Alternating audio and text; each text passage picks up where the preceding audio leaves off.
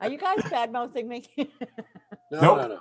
Nope. Only singing your praises. Oh, good.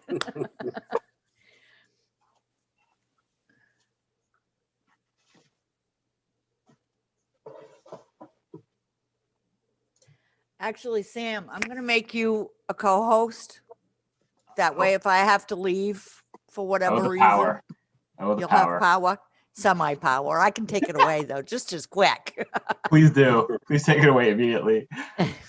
Sam, No, you but, you know- confuse me between VLA and transportation. I got to remember which committee I'm in when I see you. Oh, that's right. He's the analyst for both committees. That is confusing. It's good. It's good to have a familiar face over there, and I'm not entirely in front of a new committee. Yeah, you're doing outstanding as always. We'll see. We'll see. Yeah, that's weird.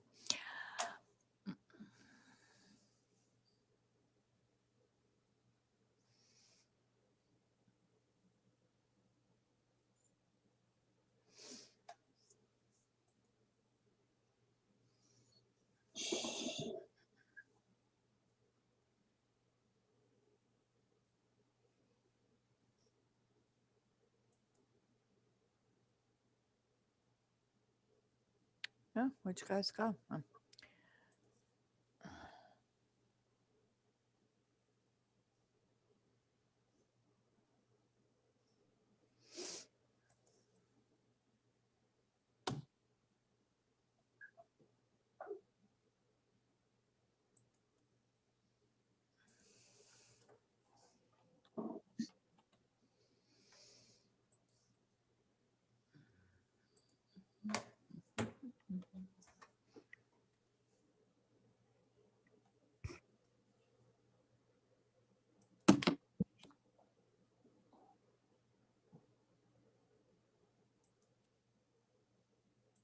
Eileen, did you have your peanut butter and fluff yet today? No, I'm so mad because I was going to say that to you a minute ago too. I was going to bring one today because of this meeting ending like 15 minutes before we start the next one. Right. It's like, I really should make one. Well, my wood stove went out and that took care of making a fluffernutter. Oh, no. Like, Maybe tomorrow. maybe tomorrow. Nah, tomorrow's Friday. Tomorrow we go to Amato's. Well, there you go. There you All go. It's my big treat for the week. Good for you. Can't go wrong with the mottos. No, I know. I love the pickles. Let's see who we got coming up. There she is.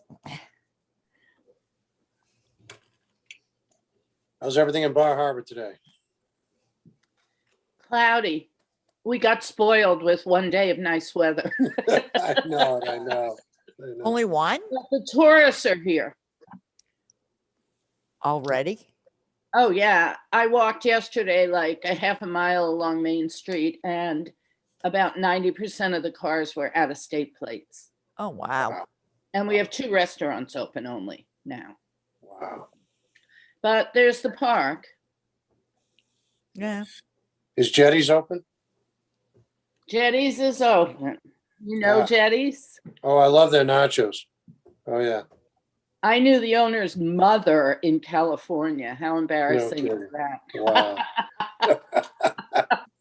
I lived That's in a a great small place. town and she ran the inn there. Oh, yeah. I love sitting at the bar and talking to people from all over the world. Mm-hmm. Yep. Yeah. It's been there a long time. Yeah. Howdy.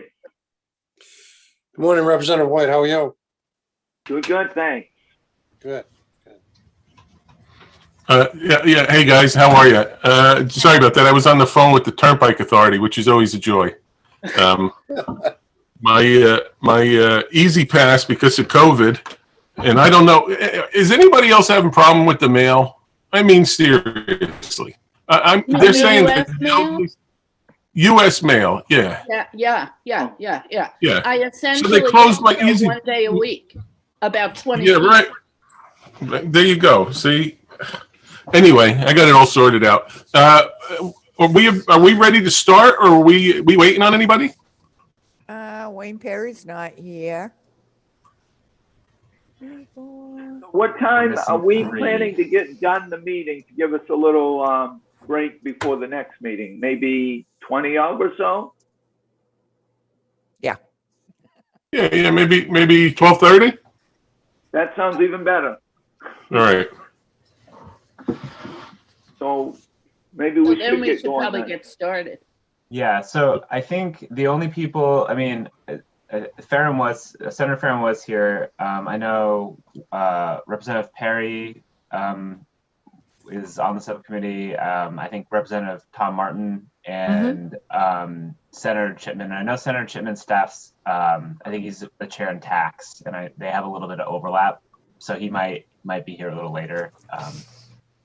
But you guys can start, I think, whenever you're ready. You've got Yeah, it looks like most of this. you here. No, it looks like tax is still meeting. I can They're spy still on in. them from here. Okay. Sounds good. We should go. Oh, Brad's here. Now we're good. Yeah, the token senator, just when you need to use me, that's all. Actually, I don't know if that matters in this meeting, does it? That's a good question. Nope, I don't think so. Oh, Does it see, even when I think I matter, I don't matter. There you go. So, what do we do? So how do you guys want to do this? Do you want to, since we have 4 points that we said that we would look into, continuing the program, if the program frequency, whether the fee structure should be changed or any other issues related. Do you want to go through these one at a time as we meet? Is that, I mean, how do we want to structure this discussion? I think a couple of these might trickle over into the other one. Yeah. Oh, that's going to happen. Absolutely, that's going to happen. All right, so go Rich, ahead. I didn't know what this one was starting 11:30. I thought we were starting the committee. This is the inspection thing. I'm leaving you guys, and I'll see you at noontime. Oh, you didn't sign up for it? Oh, come on, Brad. You guys got all the fun. I got plenty. See We ya. need a senator, Brad. Come on. No, you don't. See you. Bye. Have fun. See you soon.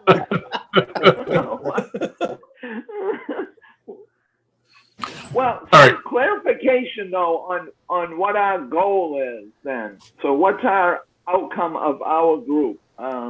We're just kind of talking about things that a new committee will talk about, right? Yeah, I think we're just going to build the structure for the subcommittee that's going to do the work going into the next session with the holdover bill, right, Sam? Yeah, my understanding was that you guys were to get together and talk about whether you even wanted to do a study this summer, or if you do, what you want the legislation to look like who would be on it, what they would be looking into, and any other things that, any other issues that may arise, and really, other than these kind of 4 points that were designated during our committee meeting on Tuesday, you really don't have a lot of structure requirements. What I'll do is I'll just take notes the whole time, and then we'll send a summary of whatever conclusions you came to back to the full committee before we have another work session on 284. Okay. So just so I get an idea, maybe, could we kind of go around the room and see where everybody is on this issue? I mean, is there any openness to making changes, or are we really just doing this as a matter of busy work? I mean, I think I personally think there are some changes that need to be made to the system. I'm in favor, and I've been sponsoring these bills for a long time, of eliminating the system because of the evidence that I see from around the nation. Now, I mentioned it Tuesday in the full committee about the fact that there's a study that's going to come out in June or July that looks at the whole nation and the 35 states that don't have motor vehicle inspections anymore, and I think it's about 10 or 12 states that have gone from inspection to no inspection in the last decade, that haven't gone back to inspection and haven't had, depending on what the study says, haven't had any change in their public safety. So I think when we look at the whole issue, I think that sort of overarching look at the national trends and national safety, especially in states that have similar climate issues that Maine does. You know, the salt on the roads, the bad winters, the shift from cold winter to more of a moderate summer, and then back into spring and winter, mud season, all of that. So that's coming out in like 3 or 4 months, apparently. So, I think part of the committee should be to look at that data and kind of crunch that data to see how that would reflect in Maine. I mean, if you could show me that there's really a public safety need for an annual inspection, because then I'd be happy to just say, okay. But I think with the modern vehicles the way they are, and our modern maintenance of vehicles, this isn't like the 70s. I mean, I always believed, and I said this a couple of years ago when I testified on a similar bill, I always believed that if you can get a 22-point inspection at your dealer or at your garage every time you have a oil change, that's okay, so that 22 points doesn't cover everything the state inspection does, but say we could turn that 22-point inspection into, say, a 25-point inspection, then every time you get your oil change, your car could be inspected, and you'd be far safer than waiting a year. Because I know plenty of people around here who will get a sticker and then sell the car with the, oh, it's got a sticker good for a year, even though it's not a, sound vehicle. And I think we got to look at, issues like that. So I think overall, we got to look at the national look of things,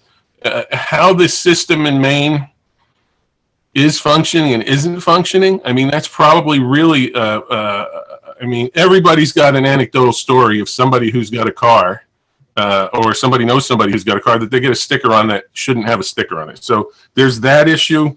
I know I've been lobbied about this, and you guys probably have been lobbied about this rental car thing. I mean, if rental cars are registered in Maine and they need to come back here for an inspection, they won't register them. And if we can eliminate that, maybe then we could boost up the numbers of rental car companies that register in Maine so that we can get the revenue for that, even though they're going to be around the country.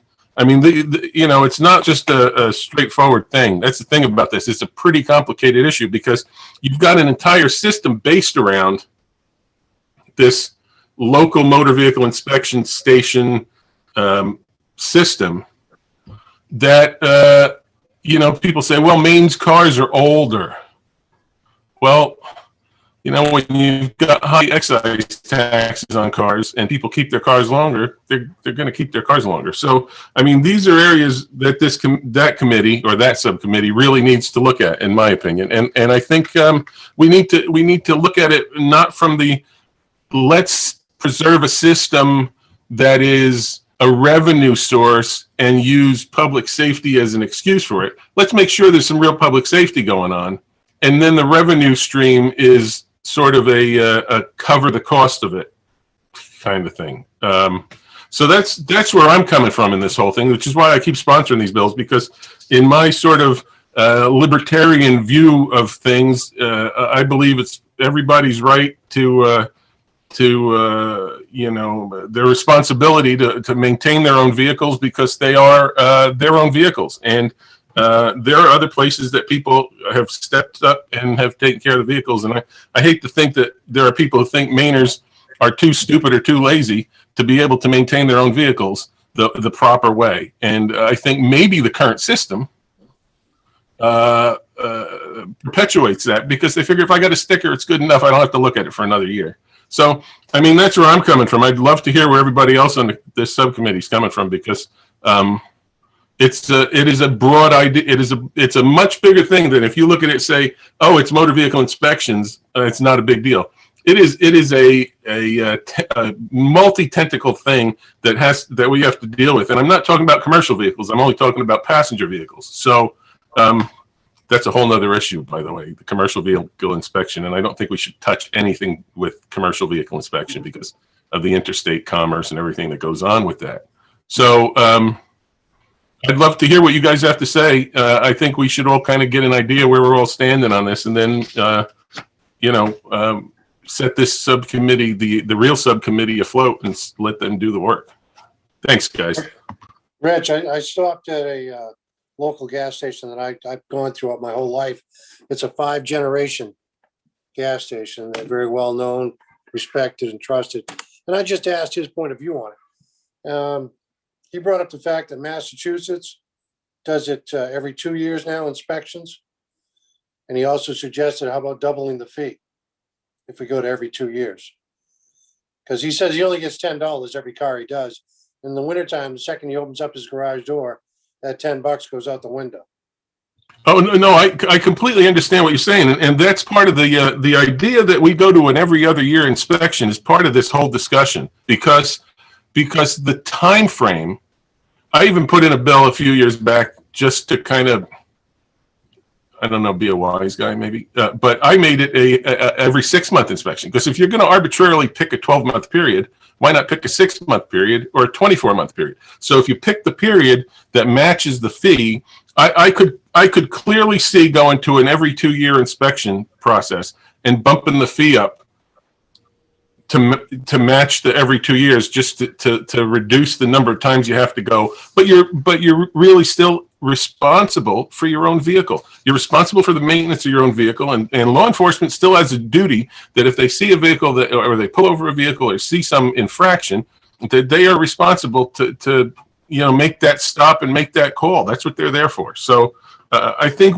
we shouldn't rely on an annual inspection as the basis for our public safety. I think we should definitely, you're right, look at the 2-year. If your local garage guy is saying a 2-year inspection would work for them with a higher fee for the 2-year inspection, I mean, that's definitely in the mix here. I mean, everything should be on the table with this discussion, because it's not like we have to reinvent the wheel with a lot of this stuff. I mean, going back, looking over years on this committee, when we try to reinvent the wheel, we really spin our wheels a lot. And we have plenty of evidence from, the laboratories of democracy around the country that each state is, that'll show us, if it's worked in other places, why wouldn't it work in Maine? You know what I'm saying? From 9 to Another aspect that he brought up too was for new vehicles, wait for 3 years before they have a state inspection, because they're under warranty for at least 3 years. So that was another point that he brought up that I thought had merit. Yeah, no, that's a good point. I mean, I had a bill in that would make it a 2-year inspection for vehicles in the first 2 years, because it's true. I mean, if you're buying a new car, you're going to the dealer because it's under warranty, or you're going to maintain it because you want to keep the warranty up. So that 2-year inspection, my daughter, just for an example, my daughter bought a new Hyundai Kona. I mean, it's a great, solid car, and she's like, this car is going to be solid for 250,000 miles. And so that first 2 years, the first annual inspection, I don't know. I think that's a good point. You make a good point. Thank you. He had a hard time with not having inspections at all in the state of Maine. He says, because we have rust. He says, there's no way you can get by all that rust, like you said earlier, with the way the main roads are. But it'll be interesting to see what that study says with other places that have the same type of temperature thing that we have. I think if you look, I think that's a good point. I mean, if you look at states like Michigan and Wisconsin and the northern states up along the border, like North Dakota, North Dakota, Idaho over there, let's see what they're doing as far as inspections, see what they're doing, because I'm sure they're using as much salt as we are, because, you get that ice, you're going to use salt no matter what. So, yeah, that should be part of this whole discussion. Absolutely. Well, I certainly think that expanding it to a 2-year time period, or even a 3-year for a new car, is a good idea. I mean, I would very much support that. I lease a car, and I have a 3-year, 9-month lease, and it's fine. With my going back to the dealer and having done whatever needs to be done, such as oil changes and looking at the tires and stuff, the car is fine. But I had to have it inspected every year anyway. And we have one inspection station on MDI, so I have to drive, and he only does it 8 a.m. If you're there 8 a.m. in the morning, he'll do it. No, that's not going to happen. So I have to drive in January to Ellsworth, and it drives me crazy because my January is when I need to get my sticker. But so I certainly think for new cars, I would even support a 3-year amount of time for that. So Lynn, are you saying, do you mind if I call you Lynn? Representative Williams? Yeah, Lynn. So you're saying you would be open to talking about a 3-year new car inspection and a 2-year inspection thereafter, which would kind of keep the system in place. But now, no matter what we do to change the system, I want you guys to realize this, because like I said, I don't want to keep saying I've been doing this a long time, but I know how this goes, and we are going to get a lot of pushback no matter what we do to change the system, because there's a certain amount of infrastructure built around the way the system is. So it just is going to require people to change what they're doing. And I think if we do it, we could change it for the better, for the public and for the people involved. And, even if we can maintain the public safety the way it is, and maybe making people more responsible for their own ongoing safety as opposed to waiting for that sticker. I think it could be a win-win-win. It really could. So yeah, there's one inspection station on MDI. Yes. Less in town. So, yeah. And you can't even wanted to- do errands while you're waiting because it's in the middle of nowhere.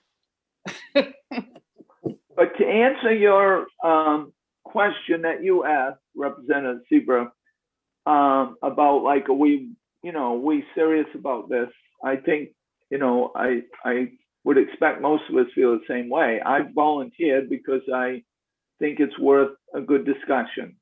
I know during the bills, a lot of times we kind of like want to get through the bill and we listen to what happened in the past. It seems like we just deal with it, and it happens, like you say, every year or two. So I think it's worth a good discussion. I think I will say I talk to mechanics, and many say, gee, and these are reputable people that I trust. I bring my car to some I might not, but that say, and I know they may be biased, right? But most say you wouldn't believe what we see in here. So I do think we have to be cautious, but I'm serious. I'm not on the committee just to rubber stamp and say, let's go through the motions. I think now we have to be careful that we don't get sidetracked. We're not here to solve the problem, right? We're here to kind of like set some guidelines, I think. But I'm willing to, discuss it. And This is a good first. Let's sort of just hash things out a little bit meeting. I think it's a good idea. And just call me Rich. Don't call me Representative Seabrook. It's fine. So my local friend of mine, local mechanic, is really opposed to any of these changes because he says the same things. You should see what comes into my shop. But my curiosity would be, is it a self-perpetuating system where, because we have the system we have, it perpetuates you should see the junk that comes through my door. So, that's something this committee could look at too. I know we're not authorized to do anything or to suggest anything about the excise tax, but that's a lot of people here I know who are driving old cars are driving because they don't want to pay a higher excise tax on a newer car. So are we shooting ourselves in the foot that way? And that may be a factor that we're going to have to look at in these other states because they don't have that system. They don't have an excise tax system that like keeps a lid on the new car market to a certain extent with the sort of moderate and lower income people in the state. Other states, they'll do a really inexpensive registration, and it doesn't matter. So maybe so the age of the vehicles is something the committee's going to have to look at too. I mean, maybe at a certain point, you know, you don't want to make the system too convoluted where you've got a 3-year here and a 2-year here, and then after 10 years you've got an annual. But maybe that in this state, that might be one of the ways to look at it. Maybe we do a tiered system where we have different inspection years, you know, the inspection periods for different age vehicles, because at some point the age of the vehicle is really going to wear on the you know, the maintenance aspect of it. So I mean, that's a good thing to throw into the mix. So I mean, a good discussion so far. One night, well, I think of it, you had mentioned, you know, the bill that you might have sponsored whenever that was, about 6 months. But somebody actually reminded me that, I don't know how many years ago, it was 6 months in Maine, right? I don't know. It was. It would be, maybe It Sam was, can, yep. Maybe Sam can get us that info when it changed from 6 months to 1 year. So that would be, okay, thank you. I wonder if they doubled the price at the time. Well, that's a good question to ask too, Sam. If you could kind of look back in the law library there and see when we went from 6 months to a year, and what the fee structure's been from that, that's a really good question. I And will. I would like to I'll know get that for more the next as meeting. we go along, prior to deciding on a study or the parameters of a study, about, you had mentioned the rental cars. I would like to get more information about that, because I believe that money goes to, or some money goes to public transportation, including rail, which is a big thing for me. And so, and you mentioned them being out of state and who, you know, all of that. So I would like us to have some more information about that. Yeah, that's a real good idea, because yeah, money does go into the multimodal multimodal fund there that does things for public transportation. And if there's a way that we can increase that, you know, if you've got rental cars that are being registered in states, but they're in other states, it's almost like there's a whole story behind registering tractor trailers, the trailers in Maine. And we went through this about 10 years ago, where when we changed it, a lot more of these companies were more willing to register them in Maine and go with a different structure, so that we were able to capture that revenue basically for just allowing them to register in Maine. So these rental cars are in a similar situation. So that's really something, the information that we get on that rental car situation, if we don't do anything else, that's probably a good one to really look at, because if we can increase the money coming into that fund without any, just by changing the law so that rental cars are exempt from a certain aspect of that when they're inspecting them anyway, I think that's I think something we should do, and we should include in this. So maybe we include, I don't know, what were the, I got to look at the parameters again. Yeah, so this is under 4, any other issue. This is one of the any under issues is the rental car piece, because I don't see a downside to doing that. So it's something we should include. Good idea. Thank you. Rich, you said that there are 25 points to an inspection. Is that correct? Oh, I was just using that as an example. Like when you go to your dealer to get your oil changed, they include like a 22-point inspection. So we see, people see it. We'll be able to, if we don't have an inspection process, and there are things that are in the state inspection that aren't on those 22-point inspections, it wouldn't be too hard for the dealership to turn that into, say, a 25 or 27-point inspection to cover those things, so that the things that aren't being covered by what would have been the state inspection are now being covered every time every time you go and check your oil.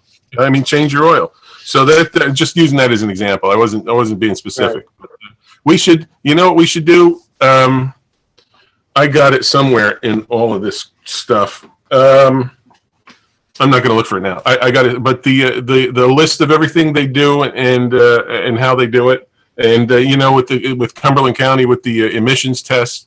the difference and all that. I've got that on a paper here. And if you've got that handy, Sam, if you've got that from public safety, that's the inspection protocol sheet, I think they call it. If you've got that handy, if we could all, get that in a attachment to an email, so everybody understands what we're talking about here as far as the specifics of the inspection process. And, that'd be a good thing to give the committee, the subcommittee that we, set adrift here in the coming months, because to get a really good overview, a handle on what's going on in the process. And I honestly think, the best thing we could do too, or the best thing that this subcommittee going forward could do, is set up some time and talk to some people. Because of this dang COVID thing, we're all Zooming. But, in the past, when we'd have these, there'd be 50 people testifying on these bills in the State House, and we're not getting that now. So, we're going to have to go out or this subcommittee we're going to put together, if we put it together, I think we will. That subcommittee is going to have to get out and talk to some people, because they clearly can't come to us at this time, which kind of stinks, but we got to do what we can do, Good point. Yeah. Yeah. A couple of the things that mechanic brought up this morning was, if we're going to get into those 25, 27 points, one of which he said was rockers. He said if a vehicle comes in with any kind of rust on the rocker, he can't pass inspection, but there's absolutely no fumes getting into the cab. And that costs, how much money it is to fix your rockers. Another one was that a gentleman brought up is he had a brand new pickup, and it had the ability, it was just part of extra that came with the vehicle. If you're going down the interstate, the air dram would pick up and make it more an air dram in the rear end, so it'd make it more aerodynamic. Well, that broke and it wasn't working. It had nothing to do with safety, but he had to go in for an inspection, and it wouldn't pass inspection because that wasn't working, and that cost him like $1,500 to get that fixed. So there's different parts of the inspection. I don't know how much we're going to get into it, but those are things that were brought up to me. I think we're off to a great start. I really do. So let's where do you guys want to go from here? Do you want to meet again next week? Do you want to I know we're up there what are we up there, Tuesday, Wednesday, right? Are we scheduled to meet on Thursday, Darlene, or are we canceling that because we may actually be in session on Thursday? Yeah, Darlene, your mic's not on. we're You still love saying scheduled to that. meet. We do have something next Thursday. We have confirmation hearing and work session on a bill, 123, whatever that may be. It's the Turnpike budget. Turnpike budget, okay. And we haven't been told to cancel anything as of yet. It all depends on what you guys do Wednesday. All right. So here's what I'm going to suggest, that somebody who's a little better at putting these things together than me, because I'm a man of a certain age who is not very good with the computer stuff. If somebody could put together an email list of just this committee, and we could start bouncing around some data and some more ideas that we can do through email, clearly, like in between all this, I'm sure we could get more information out to the subcommittee by email. So if we do that, and then why don't we? It's up to you guys. I mean, what's our next Thursday's 1 o'clock? You want to meet at like 12:30 just to kind of touch ground if we've been doing emails, just to kind of see if we can proceed, and then maybe the next week figure out what we're going to do with the actual 12:30 working group sounds good. subcommittee. What's that? 12:30 sounds good for me. Mhm. Next Thursday. Yep. Lynn? Yes. I'm sorry, you Okay. might want to make it 12 just to make sure there's a buffer between this meeting and the transportation meeting, at like the full committee meeting, or like 12:10. Does that work? Same says 12, then 12 it shall be. What do you all think? 12 is fine. Yes. All right. All right, good. Well, anybody got anything else? Well, we mentioned the 4 things on there. Those are okay for us, right? Those 4 items. we're solid on all that, right? Yeah, I think we are. And number 4 is a great political tool that says any other issues related to motor vehicle inspections that may arise during the discussion of these topics. So, like Kevin was just saying about the rocker panel thing, maybe the parameters of the inspection. Once we've got that list that we can all look at the same time, that may be part of number 4. Like should there be a review in the Department of Public Safety of the things that actually are being inspected, and should there be a review if we recommend a 3-year or a 2-year or whatever we recommend going forward? So maybe the actual items in the inspection will need to change if we go to a every 2-year inspection. I mean, that would make, if there's a reason to do that, then maybe we should look at that too. So in those 4 points, I think we can keep the group within those 4 points, using the 4th point as a sort of all other things that come up the way it says it is. So I think that's a good idea, Bruce. That we know what we're dealing with, and when we send I've got the email from Sam that includes. Yeah, I'm just looking who's on there. He had the dates on there too, actually, which basically is the next, few. Yeah. So Thursday, the dates on Thursday. Yeah, he's saying 10:30. I don't want to do this at 10:30. Yeah. I got too much going on in the mornings. I Yeah. think 11:30, if we have enough stuff to talk about for an hour, makes sense, and then we get a little break. If we think next week we don't need to meet at 11:30 and meet at 12, then that's fine. But maybe in the future, 11:30 to 12:30 type thing. Oh, we've got this email list from this email from Sam, so we're all set. So who's missing today? We're missing Wayne and Tom Martin and Ben Shipman. So we'll get them up to speed with what we were talking about today, and then hopefully they'll be with us next week as we. I still think we like trying to do what the committee's going to do, though. I mean. No, we It's not up shouldn't. to us to solve the problem, right? I think, I agree we should get that list, but I don't think we should micromanage that list at this point. We would just say, let's have that committee review this list. Yeah. I don't think we should make recommendations. That's not what this group is for. This group is not for recommendations. You're absolutely right. All this group is for is making recommendations for what the structure of the next group is going to be. This is how government is so efficient. So we get to figure out what they're going to do. And I think the information that I was asking for, Bruce, is that so that we have a real clear picture of when we're going to ask that group to delve into it, we're not leaving anything out. That's what I'm trying to do. I want to make sure we're comprehensive in this. So I think we need to, at some point, maybe next meeting or the following one. And I think it's helpful if we have an agenda with some bullet points of what we want to accomplish. But at one of the meetings, maybe, like I say, next one or the one after, we obviously, I think we agreed on this already, but we want to talk about the structure of that committee, if we're going to proceed, which it sounds like we are, who would be on it and stuff like that, right? And maybe that's in a couple meetings down the road, but I'd like to see us talk about that sooner than later. cool. Okay. Sorry. Yeah. So before our next meeting, I'll put together like a draft agenda for you guys to look at, and you don't have to follow it. It's just a good way to give you structure.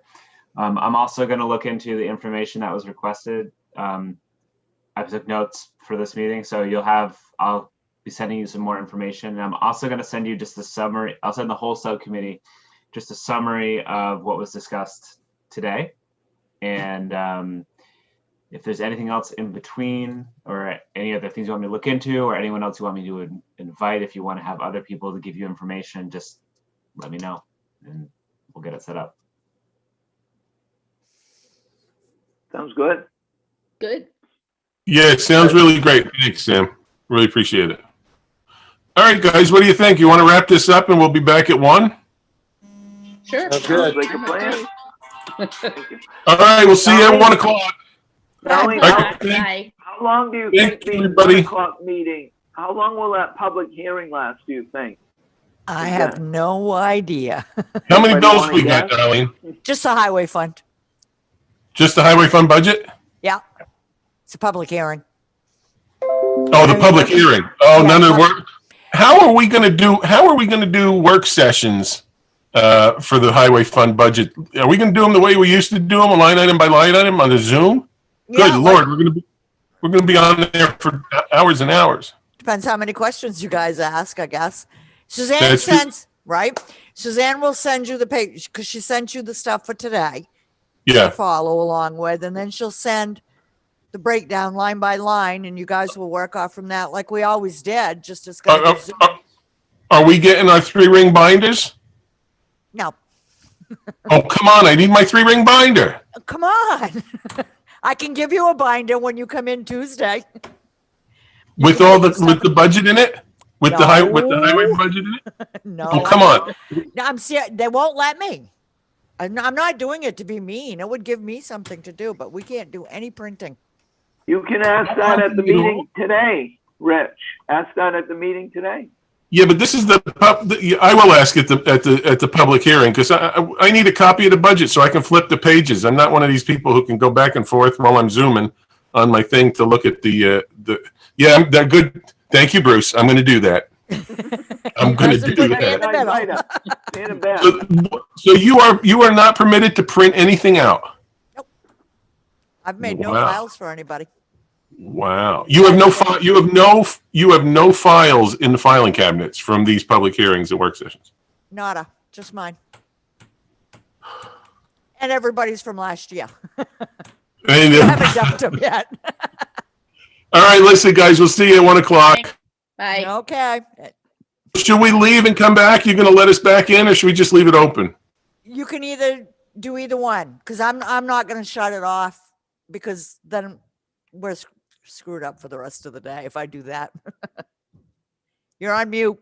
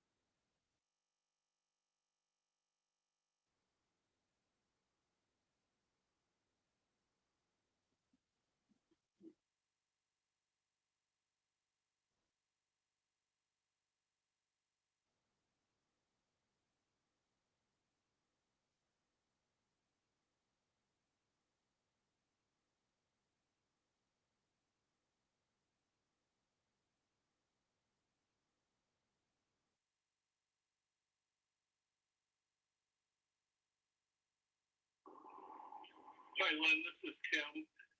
Ray had a quick question regarding Eric and I making payments to him. He said something about usually the attorney pays off the balance using their account, the balance on the property, making sure that everything's clear first.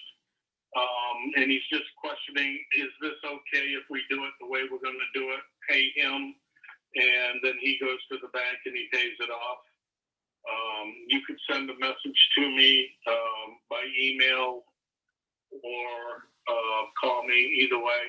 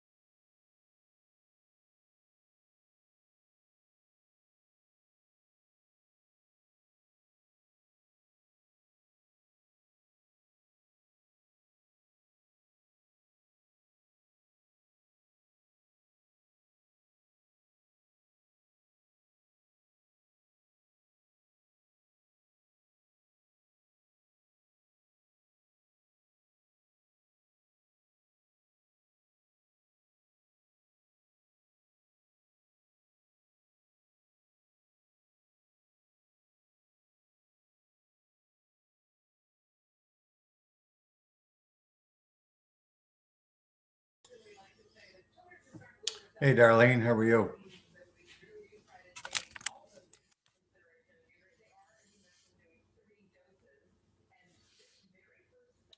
Darlene, you're muted.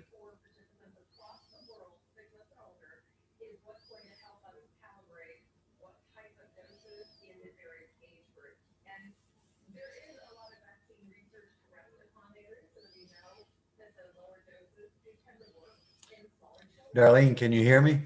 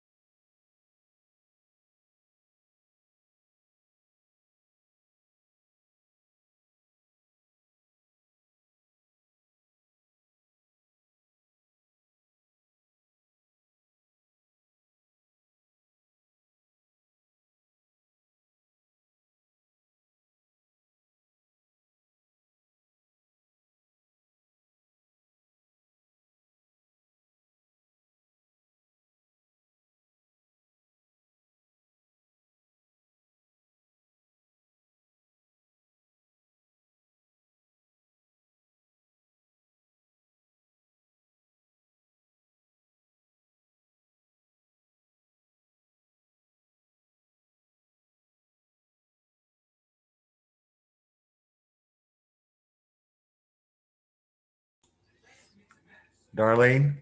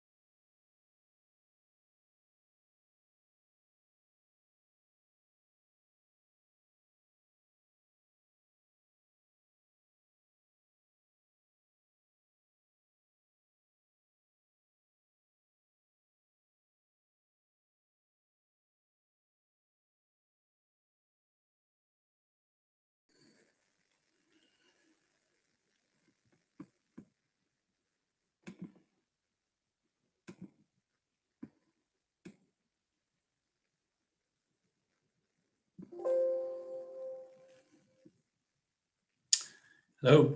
Oh, how are you? Well, thanks yourself. Not too bad.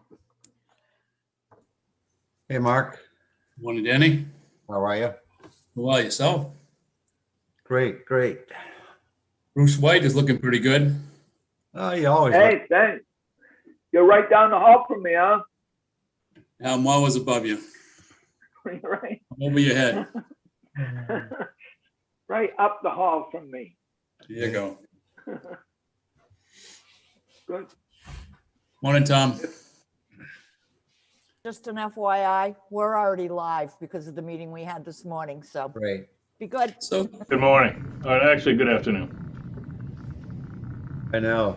God. Darlene, I'm glad you gave Representative Martin, both of them, the warning that we're live, because they need to know to be good. That's Some right. of us, like Mark and All of Bruce, us need to learn we to don't have to behave. worry about it. Right. Always on our best behavior, Mark. That's right, that's right. And you, Gotta set- Senator Pence. Gotta the set- question is your best good enough, Mr. White? Thank you. Or you guys are wild this afternoon. That's because they solved all the problems this morning. Right. And we're excited to get this public hearing.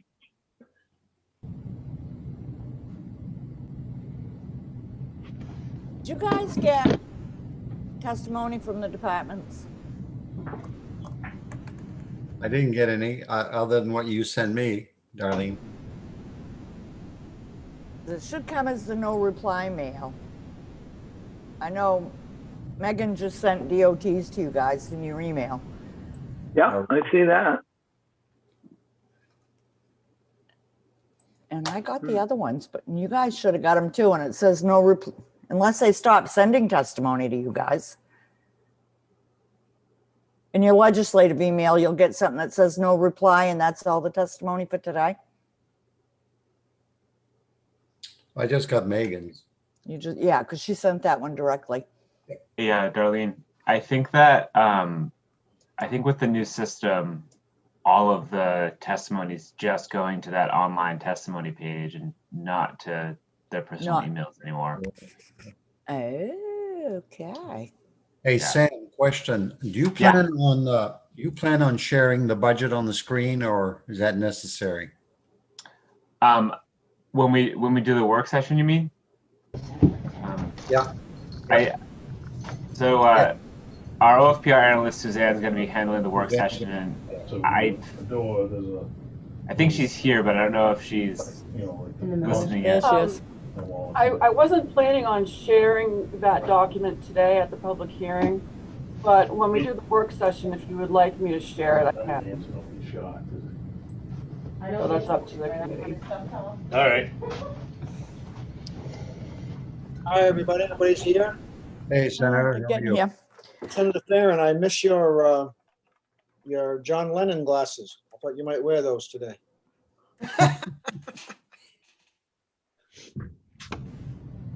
Senator Diamond, Yes. I can't email those to you because they came on the no reply thing, Oh, but they're that's on the web page. all right. And I can scan them later and email them to you. Forget about it. Don't worry about it. It's no big deal. Okay. Yeah, Senator, did you get your testimony list that Darlene just sent out? We just got it through though, so thank you for checking on that. How we doing? Everybody here, Darlene? Or enough? Well, we got 7 and 2 more in waiting. Oh, Tom, you look so cool. It's bright.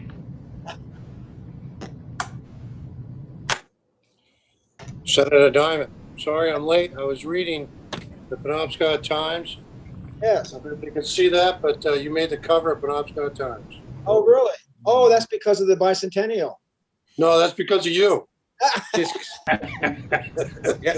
the rumor is the bicentennial is because of Senator Diamond, not the other way around.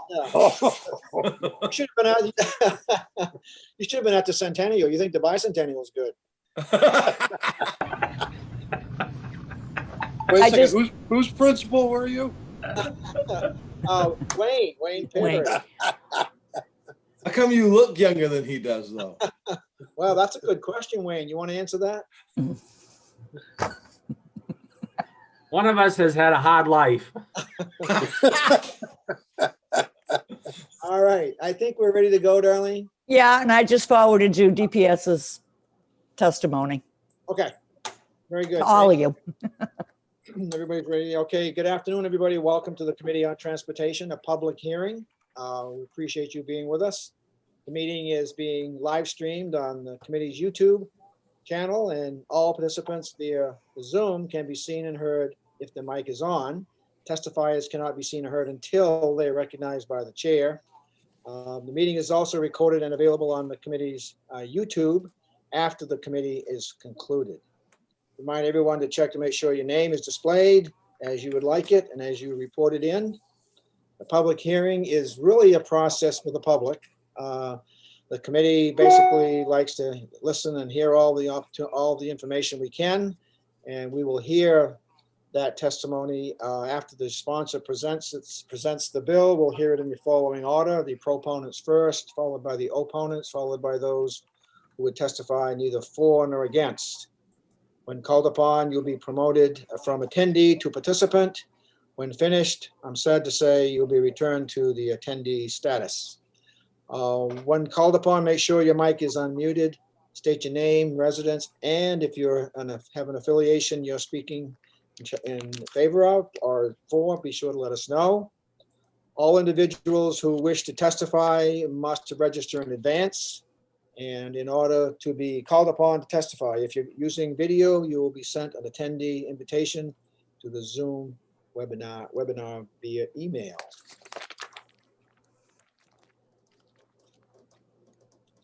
Now I'm going to introduce the committee members, and we're going to start with Senator Farren. Good afternoon, Senator Farren. Thank you, Senator Diamond. Thanks for everybody for being here. My name's Brad Farren.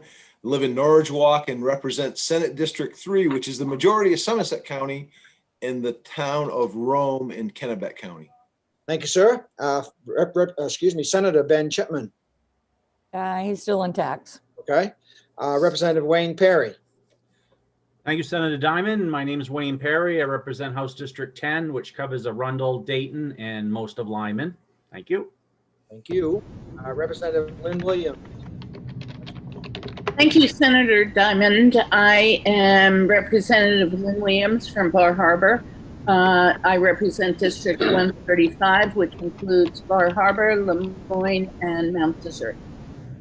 Thank you. Representative Dustin White. Dustin, not here. Representative Mike Perry. Excuse me, Perkins. I got to send him a new link. He just called. Okay, very good. While we're waiting, we'll go to Representative Mark Bryan. Thank you, Senator Diamond. I'm Mark Bryan. I represent House District 24, part of the town of Wyndham. Thank you, sir. Representative Bruce White. Good afternoon. Hi, thank you, Senator. Representative Bruce White from Waterville, District 109. Excellent. Representative Tom Martin. Thank you, Mr. Chair. Good afternoon, everyone. My name's Tom Martin. I represent House District number 57, which is the towns of Greene and Sabattis. Sure. Representative Kevin O'Connell. Thank you, Senator. My name is Kevin O'Connell. I've got District 128, roughly 98.25% of Brewer. Thank you for that. And be sure to save that Penobscot Times. Representative Rich Zebra. Hey, good afternoon, Senator. I am Representative Rich Zebra, District 68, the lovely towns of Naples, Sebago, Baldwin, Cornish, and Parsonsfield. We had a great subcommittee meeting this morning at 11:30. I'd love to tell you about it later. Well, that's great, good news. Wonderful.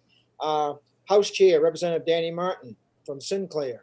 Thank you, Mr. Chair. Good afternoon, folks. My name is Danny Martin. I represent House 150, located in northern Worcester County. Thank you, sir. And I am Senator Bill Diamond, live in Wyndham, not too far from Mark Bryant. And I represent the 26th district, which towns actually circle Sebago Lake. Sam Prower is our analyst. And of course, Darlene Semino is our clerk, and Suzanne Voynick is always with us when we talk about budgets and that sort of thing. So welcome and thank you all for that. We have one bill public hearing this afternoon, and it's LD 161. And as you know, the purpose of this public hearing in particular is to make sure we can prepare ourselves for the work sessions, when there'll be several of them. But it's the purpose of us to listen. If we want to, we need information for the work session, please make that known. I think we can actually go through this public hearing in a pretty good manner. We've asked everybody who's not the sponsor, because the sponsor, of course, can say whatever he pleases, but those others who are speaking on a particular part of the budget, there's basically going to be an overview. And then when we do work sessions, we'll go through line by line, on page by page. So today is kind of get the overview. If we have questions, information from the work sessions that come up, now's the time to ask. And so I think we will begin now that we'll follow, by the way, we're going to follow page by page what was given to us by Suzanne. And I think it's a document everybody else has as well. So we're going to open a public hearing on LD 161, an act making unified appropriations and allocations to the expenditures of state government, highway fund, and other funds, and changing certain provisions of the law necessary to the proper operations of state government for the fiscal years ending June 30, 2021 to June 30, 2022, and June 30, 2023, presented by Representative Martin of Sinclair. Good afternoon, House Chair Martin. Thank you, Mr. Chair. Senator Diamond and member of the Joint Standing Committee on Transportation. I am Danny Martin, and I represent House 150, located in Northern Aroostook County.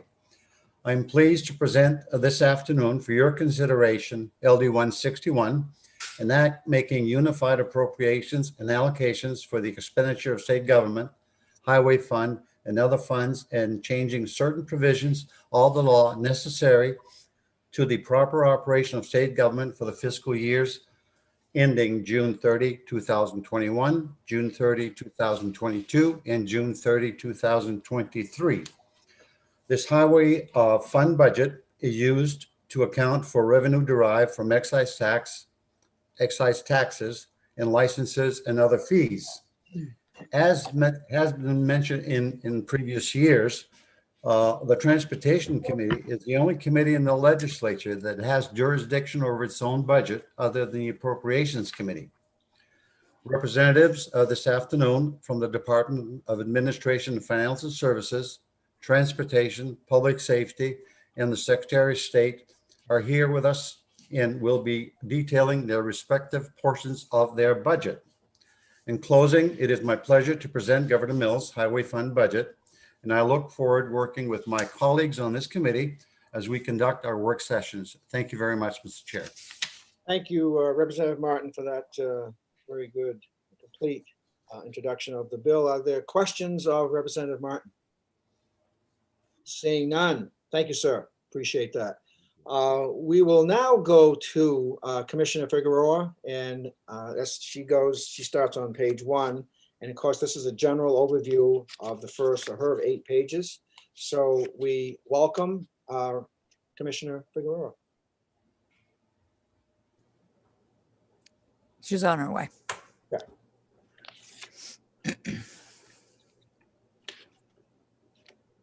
She's here. Hi, good afternoon. Oh, welcome. How are you? I'm well, thank you. Good. Nice to have you with us. We look forward to your general overview. We appreciate you being here. Okay, nice to see you all. Thank you for the opportunity. Good afternoon, Senator Diamond, Representative Martin, and members of the Joint Standing Committee on Transportation.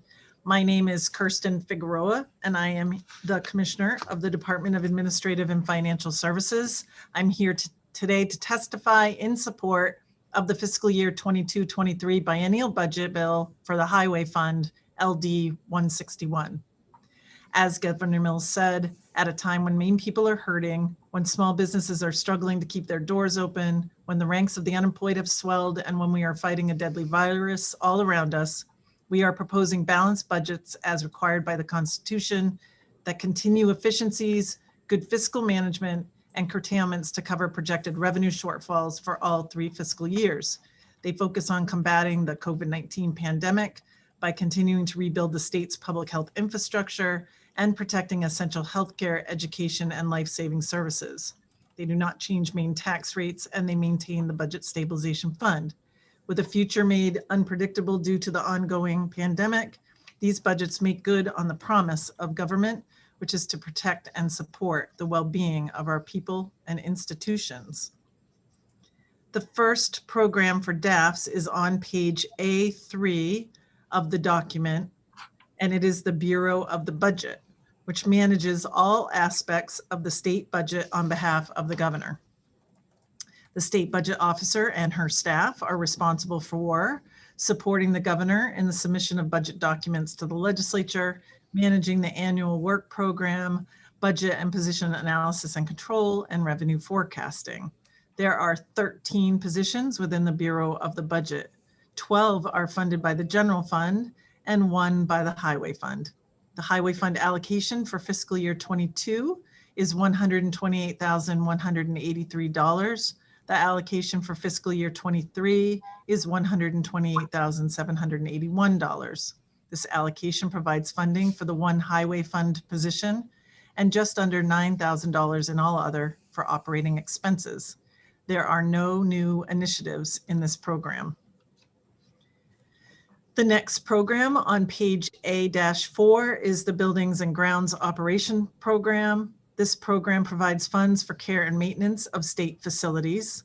The highway fund allocation of approximately $1.9 million in each year provides for the staff that perform custodial and maintenance duties, as well as for the cost of materials and other repairs to buildings. This allocation provides funds for maintenance of the Maine Criminal Justice Academy, the Bureau of Motor Vehicles, and State Police Complex, both on Hospital Street. There is one new initiative in this program which reduces funding on a one-time basis in 22 and 23 to account for projected savings in fuel and electricity costs, as well as deferring planned maintenance of buildings and grounds. The initiative reduces funding by $67,673 in each fiscal year. On page A-5 is the baseline budget for the State Claims Commission. The commission works to assure that the rights of property owners and other interested parties are protected and that just compensation is awarded for highway condemnations of property by the state. The commission provides an impartial board to hear cases presented by the property owners without those property owners having to retain professional counsel. The commission is overseen by DAFs, which also provides the commission's administrative support. The personal services allocation supports 1 part-time staffer for the commission and the per diem expenses of the commission members. The all other allocation provides for the general expenses of the commission. There are no new initiatives to this program. On page A6 is the baseline for the departments and agencies statewide program. The program has no allocation, which is correct. And then finally on page A-7, the next program is the Bureau of Revenue Services, also known as Maine Revenue Services. MRS serves the citizens of Maine by administering the tax laws of the state effectively and professionally, while simultaneously collecting the revenues necessary to support Maine government. MRS collects approximately $4 billion in annual revenue for the general fund and more than $500 million in highway fund and other special revenues. The allocation in this program supports 1 full headcount and portions of 8 other MRS positions. There are no new initiatives in this program. And this concludes my testimony on the DAF's portion of the 22-23 highway fund budget. And I thank you and am available for questions. Thank you, Commissioner. Did you have any language you wanted to share with us on the language portion of the budget? I don't think I have language. Do I? Just double checking. I scanned it, didn't see it, but I want to just double check with you to see if you had. It has been a rough week. I will say that, but I don't have it in my testimony, so I am trusting the sources that help me with this to say we do not have language for DAFs. No problem. And if you do, for some reason, we'll just pick it up on work session. Okay. And also on at work session, could you just have available for us the legislative head count and the actual vacancies in that count? In all of the accounts that we just mentioned? What you just mentioned, if you just give us an update on whatever the vacancies are, that would be helpful. Okay. Okay, thank you very much. Yes. Questions, Representative Seabrook? Oops, Oh, here we go. Can you hear me? we got you now. All right. Good afternoon, Commissioner. Traditionally, we have a 3-ring binder with budget in our possession at the time of the presentation of the Highway Fund budget. Can that be made available to us? Can we get a copy of that and maybe pick it up next week so we don't have to mail it out and save the postage on that? But I really need the sheets if we're going to go through this budget the way we've always gone through the budget. Yes, did you get the printouts that Suzanne sent you, Representative Seabrook? I got the only thing I've gotten is the Turnpike budget, but no other printouts in the mail. I mean, I need printouts. So if we could get some printouts, that'd be great. We'll make sure you get them. I think most people got them, but we'll make sure you get them for sure. I did email it to everybody, the document. I haven't printed it out and mailed it to anybody. But Representative Seabrook, if you want me to print it out and leave it with somebody here, I can do that. If you're gonna. Yeah, I would really appreciate the budget in the binder like we usually get them, and I'll be happy. We're going to be in Augusta next week, Tuesday and Wednesday, or Monday, Tuesday, third. Well, next week, so I could pick it up from in the Civic Center next week. That'd be great. I think having the budget in front of us and being able to look back at the lines like we always have with the paper is really beneficial. So I'd appreciate that. Thanks. I can print it out for you and stick it in a binder and have somebody take it to the Civic Center. Perfect. Thank you. Thank you so much. Thanks You're for bringing welcome. it up, Representative Seabrook. Are there other questions of the commissioner? Seeing none, we look forward to seeing you on work session. I will say that we do have language. So I will acknowledge that it has been a rough week. I believe that it is the attrition language that proposes a change from 1.6 to 5%. I'm anxiously awaiting texting right now so I can at least tell you what language part number that is. But this would be the language that has, as you know, the biennial budget has an assumption of 1.6% in it, and the language would speak to making it 5%. Well, we're going to buy you a little time because Representative O'Connor has a question. I just want to echo on what Representative Seabrook asked. If I could get a copy of that too, please. Why don't we, we'll definitely do that. Why don't we, if anybody else did not receive the 58 pages, or at least online to print off, please let Suzanne know and we'll make sure everybody gets it. It is Part C. Part C, okay. I apologize for the confusion. No And problem. we can be a little clearer about that in the work session if. No, we got it right here. We got the summary and I thought I had seen it, but I wasn't really positive. So Yeah, anyway, my thank you apologies. for that. Other questions, Representative, Representative Martin. Yeah, Go ahead. question, Mr. Chair, but if Suzanne or some other staff member makes a couple copies for a couple of board members, why don't we have 13 copies made for all the committee? Because as she indicated, she has not printed that, although we've received 2, potentially 3 emails from her. So, Right, good. I think we can do that for sure. Thank you for that. Any other questions of the commissioner? Commissioner, thank you again for being with us. We appreciate it. Thank you. Have a nice day. You're welcome. Next will be public safety. Public safety, the commissioner here, Michael Sawchuk. He's on his way. He's on his way, okay. And we appreciate that. Hold on.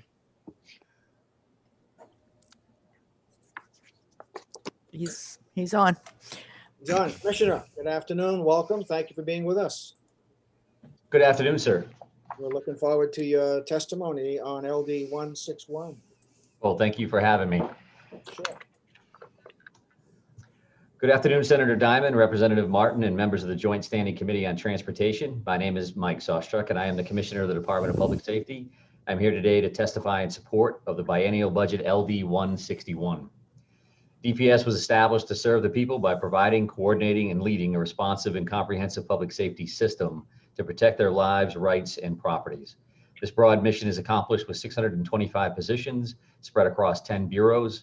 The bureaus are Administration, Capitol Police, Consolidated Emergency Communications, Emergency Medical Services, Fire Marshal, Gambling Control, Highway Safety, Maine Criminal Justice Academy, Maine Drug Enforcement Agency, and the Maine State Police. As Maine experienced the impact of COVID-19 and agencies were directed to implement curtailments, the bureaus within DPS reviewed all expenditures to determine areas where savings could be achieved. DPS employees were asked to share any thoughts they had for possible cost-saving measures that could be implemented.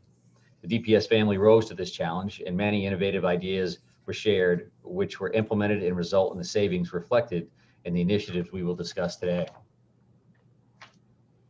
I will begin today on page A16 of the budget document with the Administration Public Safety Program. This program is the Commissioner's Office, and it oversees the activities and programs of the bureaus and offices, undertakes comprehensive planning, develops and implements procedures and practices to promote economy and coordination within the department, and actively seeks cooperation between the department and all other law enforcement entities in the state. The office houses the Public Information Office and coordinates with the Department of Administration and Financial Services for information technology, financial, and human resource services. There are no highway fund initiatives related to the Commissioner's Office. The next program, the Bureau of Highway Safety, begins on page A18. The Bureau of Highway Safety promotes behavioral driver safety programs and projects designed to make Maine's roads and highways safe. These programs consist of motor vehicle occupant restraint, child restraint, impaired driving, motorcycle safety, speed enforcement, and the Maine Defensive Driving Program. The Bureau is also responsible for the annual planning, development, implementation, and evaluation of the Highway Safety Plan for Maine. The only initiative in this program provides a highway fund reduction due to savings in the cost of office supplies. As part of a cost-saving initiative in FY21, a process was implemented to use price match features and lower-priced alternatives for supply purchases, which will result in cost savings. The request includes highway fund decreases of $329 in both years. The next program on page A19 is the Motor Vehicle Inspection Program, which administers and enforces the motor vehicle inspection laws, including issuing stickers and authorizing garages to perform inspections. There are no highway fund initiatives related to this program. The Maine State Police Program begins on page A20. The Maine State Police provide full law enforcement services to areas that do not have police departments. Troopers respond to all manners of calls for service, much like any other police department would. Troopers also patrol the rural roads, interstate system, and Maine Turnpike, enforcing motor vehicle laws and responding to accidents. Maine State Police detectives investigate all homicides outside of Portland and Bangor, as well as other major crimes. The Maine State Police operates a crime lab, computer crime lab, and a commercial vehicle unit. They maintain the state's criminal history records and sex offender registry. They also provide many other specialized teams and law enforcement services to the state of Maine. The first initiative reduces the funding for technology costs to the Office of Information Technology, or OIT. These reductions were the result of a detailed review of OIT costs and services being provided. Non-critical services were reduced or removed to achieve savings. Savings were achieved by removing landlines, fax lines, and reducing the number of OIT personnel working on Maine State Police applications. The decrease is $224,679 in Highway Fund All Other for FY22 and $221,057 for FY23. The next initiative provides funds for the approved reclassification of 2 Planning and Research Associate 2 positions to Criminal Intelligence Analysts, effective July 26, 2019 and August 7th, 2019. The Highway Fund personnel services increases by $7,810 in FY22 and $2,750 in FY23. Highway Fund All Other is increased by $195 in FY22 and $69 in FY23. One of these positions is fully funded through a Homeland Security grant, and the reclassification results in increases to the Federal Expenditures Fund. For both of these reclassifications, the FY22 increases include the retroactive pay owed to the employees. The next initiative reduces the funding for debt service retirement costs to meet general fund and highway fund cost reduction efforts. In FY21, the certificate of participation financing used to purchase Maine State Police vehicles was reviewed and restructured, and these changes result in cost savings during FY22 and FY23. Savings were achieved in FY22 by reducing the number of vehicles purchased in FY21 from 56 to 38, eliminating the down payment and extending the payback period of the financing from 24 to 36 months. The FY23 savings will be achieved by elimination of the down payment and repayment over 42 months. The savings achieved by this restructuring resulted in Highway Fund all other decreases of $423,485 in FY22 and $349,854 in FY23. This is a one-time saving for FY22 and FY23 only. The next initiative in this program provides Highway Fund reductions due to savings in the cost of office supplies, as explained previously. The request includes Highway Fund decreases of $12,319 in FY22 and $12,002 in FY23. The next initiative provides a Highway Fund reduction due to savings in the cost of cell phone services. As part of a cost savings initiative in FY21, a detailed review of the current cell phone cost was performed. Lines that were deemed non-critical were turned off, and renegotiation discussions were held with each of the cell phone carriers.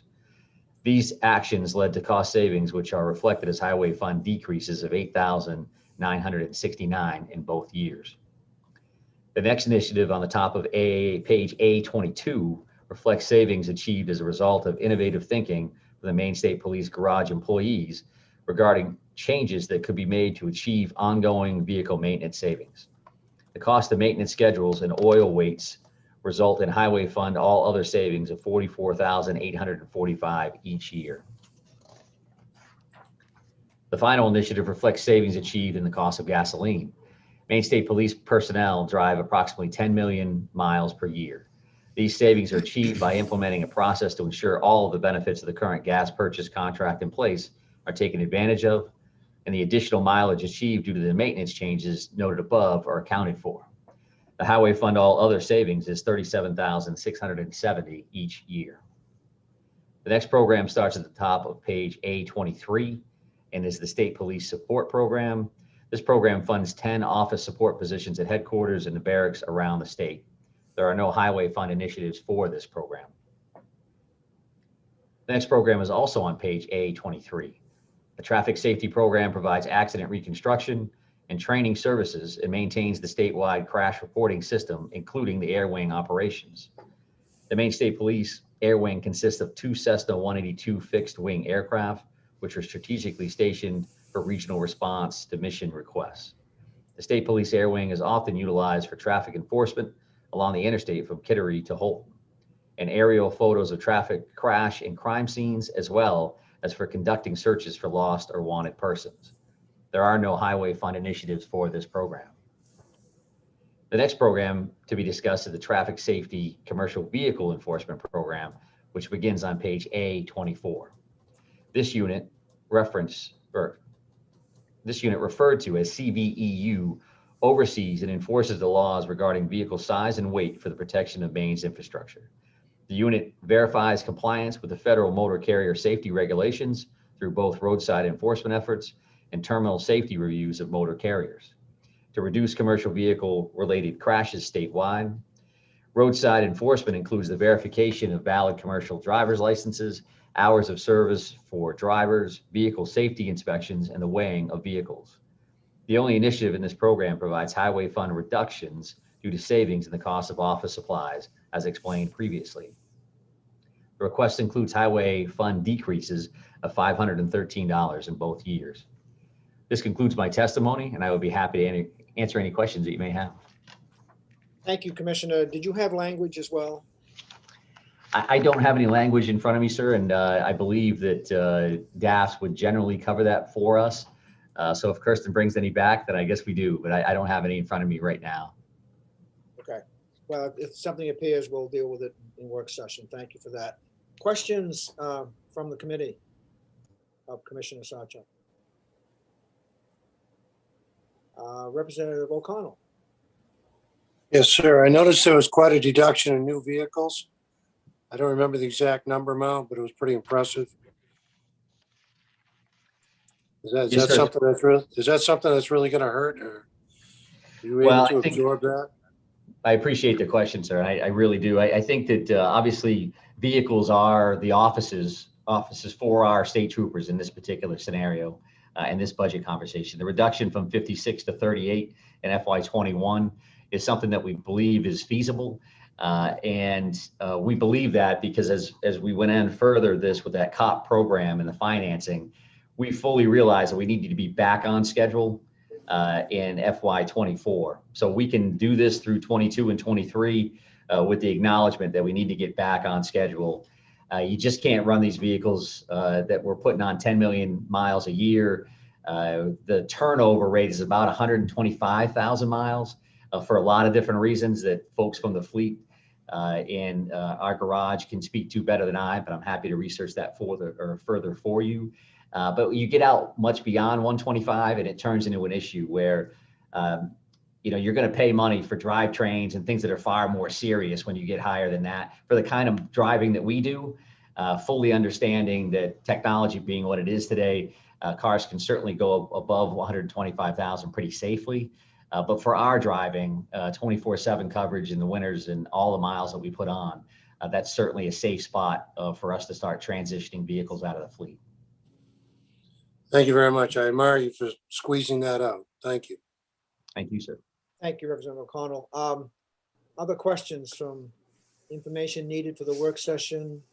Seeing none, Commissioner, just want to give a shout out to Lieutenant Ireland for his excellent help working with the computer crime unit on a recently. So he just did an excellent job. So thank him for that. Thank you, support, sir. Thank you. I'll pass that along. Thank you. Thank you, Commissioner, for that. We look forward to seeing you at work session. The next presenter is Secretary of State, Shanna Bellows. Understand, everybody, that the budget that she has been handed came from the previous Secretary of State, so that initial handover is always a little bit fun to balance because you weren't proud of putting it together. But we appreciate you being here, Madam Secretary. Welcome. Thank you, Senator Diamond, Representative Martin, members of the Joint Standing Committee on Transportation. My name is Shanna Bellows. I am the Secretary of State, and I am here to present testimony in support of the items presented in the 2022-2023 biennial budget for the Department of Secretary of State, Bureau of Motor Vehicles. As you know, the Bureau of Motor Vehicles was established to provide for better regulation of traffic through the administration of laws relating to the operation of motor vehicles. The Bureau has grown considerably over the years and has the responsibility of licensing and monitoring drivers, renewing licenses and IDs, registering and titling vehicles, licensing driver education schools and instructors, licensing vehicle and trailer dealers, and managing all motor carrier programs.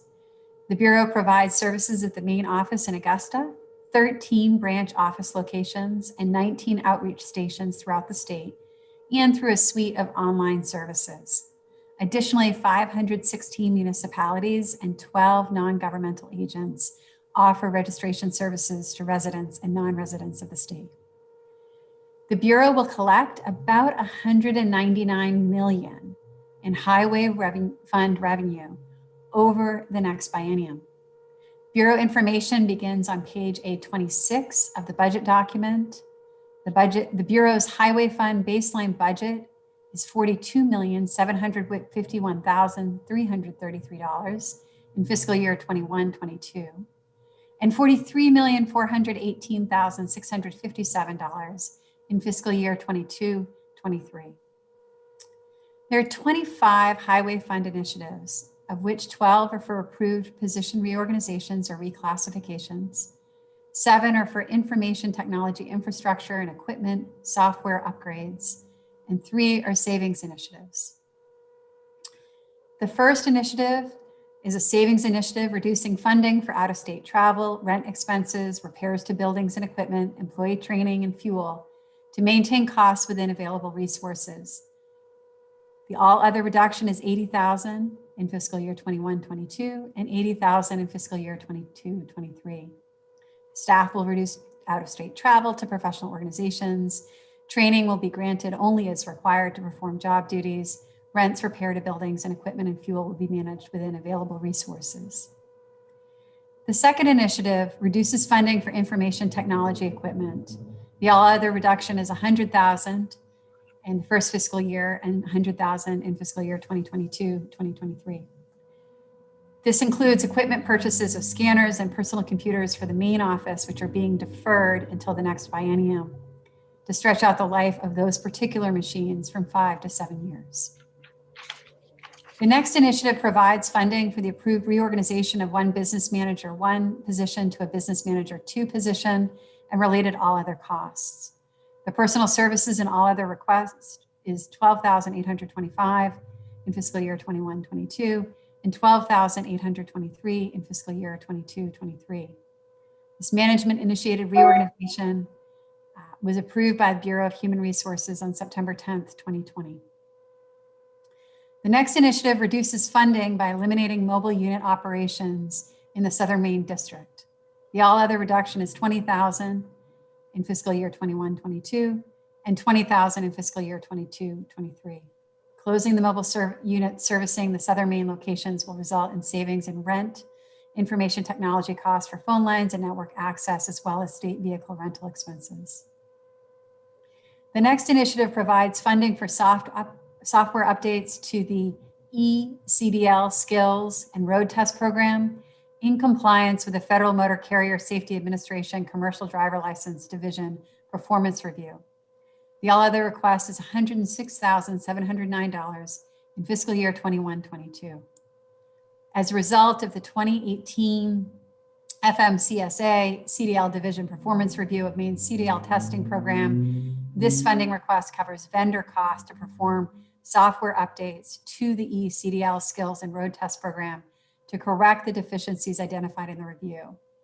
Failure to comply or to perform these updates could result in a 4% loss in the first federal fiscal year and an 8% loss in second and subsequent years of federal highway funds, as required by federal statute.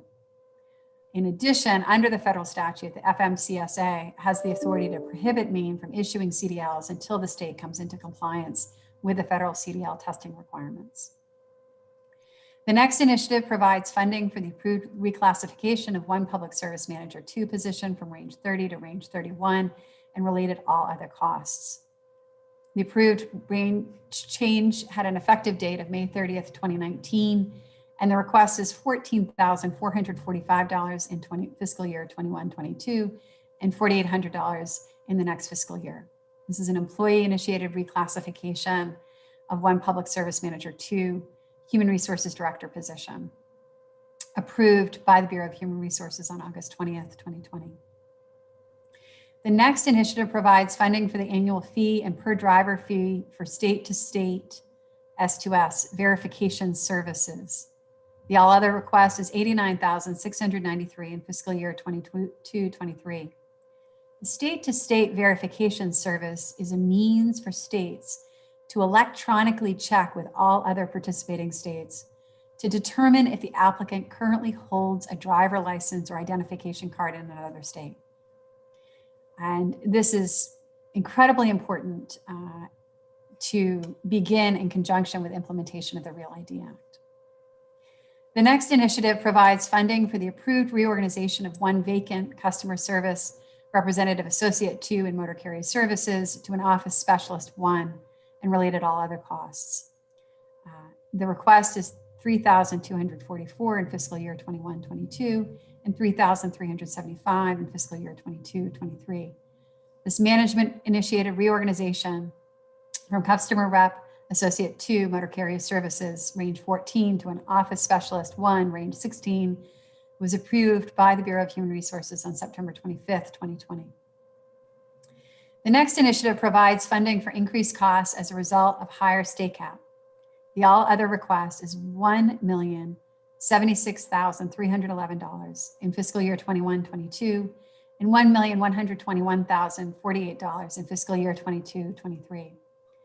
The increased costs resulting from higher state cap exceed baseline budgeted resources. The current state cap rate for the Secretary of State's office is 6.709%. The next initiative provides funding for the approved reorganization of one vacant staff development specialist 4 position to a public service coordinator 1 position and related all other costs. The personal services and all other requests is $17,436 in fiscal year 21-22 and $18,312 in fiscal year 22-23.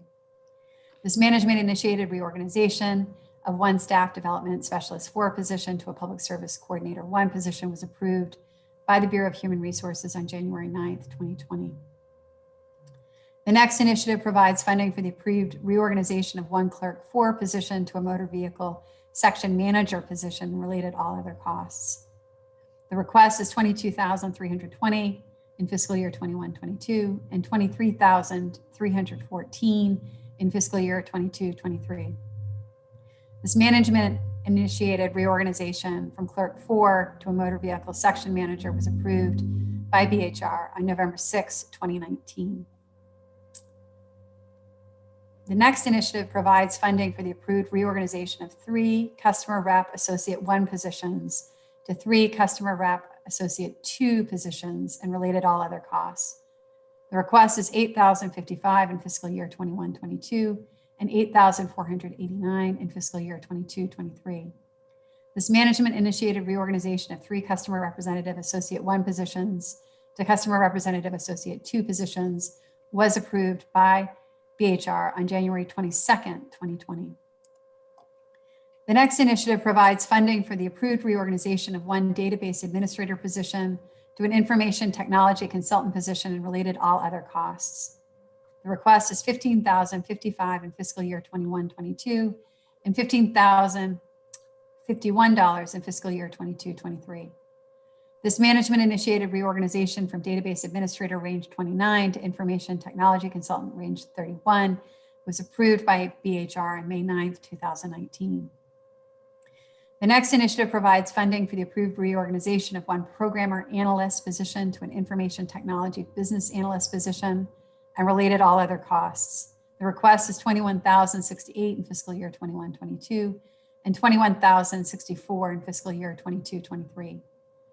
This management initiated reorganization was approved by BHR on May 9th, 2019. The next initiative provides funding for the approved reorganization of 1 office specialist 2 position to a programmer analyst position and related all other costs. The request is $24,885 in fiscal year 21-22 and $25,875 in fiscal year 22-23. This management initiated reorganization was approved by BHR on August 23rd, 2019. The next initiative provides funding for the approved reorganization of 1 senior programmer analyst position to an agency application architect position and related all other costs. The request is $7,809 in fiscal year 21-22 and $7,809 in fiscal year 22-23. This management initiated reorganization from senior programmer or analyst range 27 to an agency application architect range 29 was approved by BHR on August 23rd, 2019. The next initiative provides funding for the approved reorganization of 1 senior technical support specialist to an information technology consultant position and related all other costs. The request is $9,992 in fiscal year 21-22 and $9,950 in fiscal year 22-23. This management initiated reorganization from senior technical support specialist range 29 to an information technology consultant range 31 was approved by the Bureau of Human Resources on May 11th, 2020. The next initiative provides funding for the approved reorganization of 1 senior programmer analyst position to an agency application architect position and related all other costs. The request is $7,821 in fiscal year 21-22 and $7,819 in fiscal year 22-23. This management initiated reorganization from senior programmer analyst range 27 to an agency Application architect range 29 was approved by the Bureau of Human Resources on March 31st, 2020. The next initiative continues 6 limited period customer representative associate 2 motor vehicle positions continued by financial order 001067F1 through June 10th, 2023, and provides funding for related all other costs. The all other request is $451,789 in fiscal year 21-22 and $466,800 in fiscal year 22-23. This continues 6 limited period customer representative motor vehicle positions in the branches. Branches are the first point of contact with the public for many transactions. These limited period positions were created to reduce wait times for the public when obtaining services at the BMV branches. And while the wait times for all branch offices averaged 28 minutes in 2019, a representative year, the average wait times in more heavily populated areas of the state is between 33 and 40 minutes.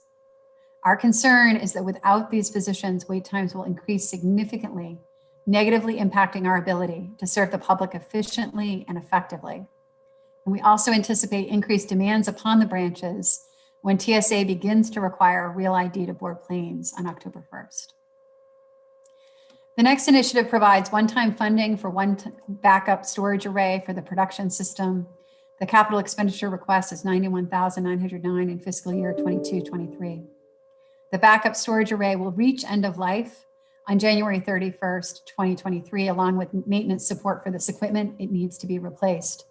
The backup storage array allows for quick and convenient restoration of production data in the event of any failure in the main production storage array.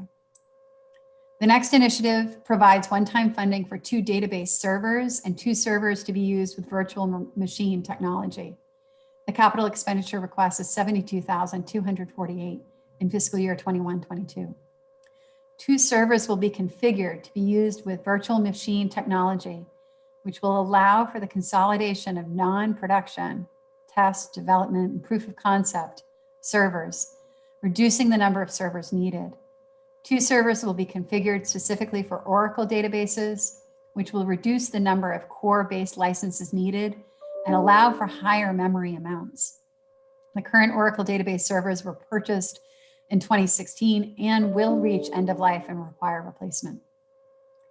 The next initiative provides one-time funding for the replacement of 3 tape drives. The capital expenditure request is $23,076 in fiscal year 21-22.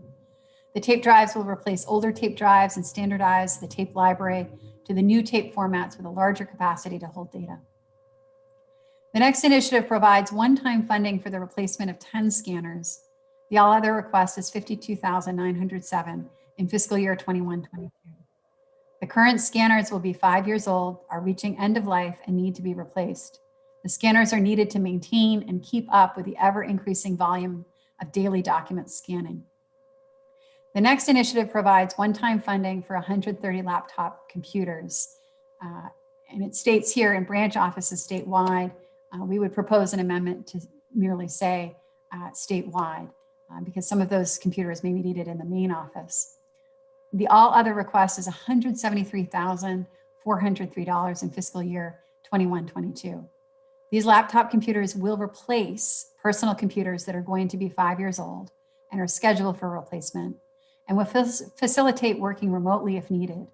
Replacement of this computer equipment and associated updated software will keep them in working order, preventing downtime due to equipment failure.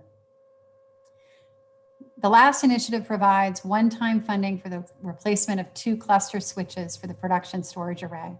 The capital expenditure request is $35,102 in fiscal year 22-23. The production storage array switches are coming to end of life and maintenance support, therefore needing to be replaced.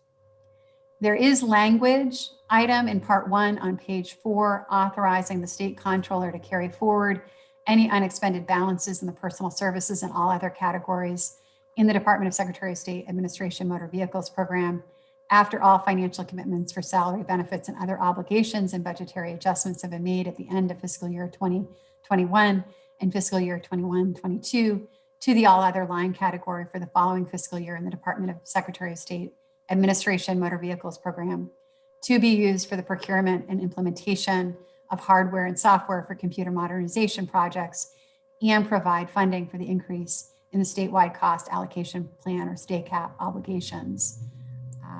That language was included in the budget when it was presented in December, and we are flexible with potentially amending that language based on prior conversations. This concludes my testimony on the items included in the governor's proposed 22-23 biennial budget. I'd be happy to answer any questions now or at the work session, and have with me listening in staff, including our Bureau Motor Vehicles Director, Kathy Curtis, and our Director of Finance and Administration, David LaChance. Thank you, Madam Secretary. I'm just curious as to why particular pages don't include 1920 and 2021 numbers. That may not be a question for you, but I just want to throw it out there so we can. Sometimes that's, or many times that's very helpful for the committee members to get a comparison. So we'll just follow through on that. Okay, we'll seek to produce that for the work session if that would be helpful. Thank you for that. Questions from the committee? Seeing none, thank you very much. Oh, one last thing, if you could provide for us the legislative count, employee count, and the number of vacancies you have. Absolutely. That'd be helpful. Great. Thank you very much, Madam Secretary. Nice to see you. Nice to see you. Take care.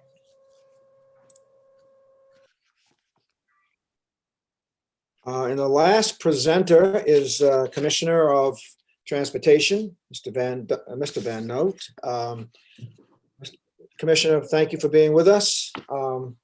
We're looking forward to your presentation, and don't feel like you have to hit every initiative. There may be some there that would pop up, but we, as usual with you, since you have a large number of pages, we're going to go back over them in work session anyway.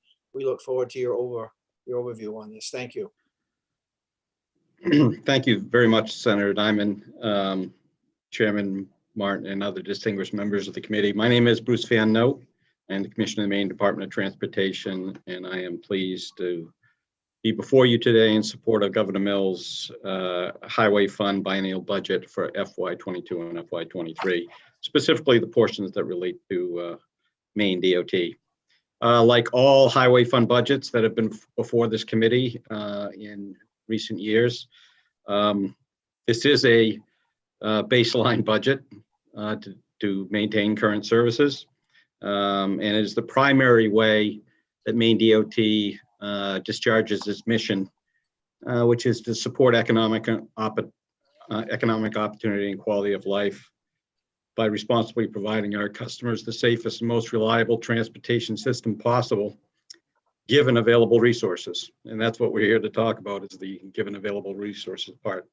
In accordance with the direction from the chairs, we will dispense with the line-by-line minutia of the 47 budget initiatives, and I will mention briefly some of the language items, but there are 5 of those as well.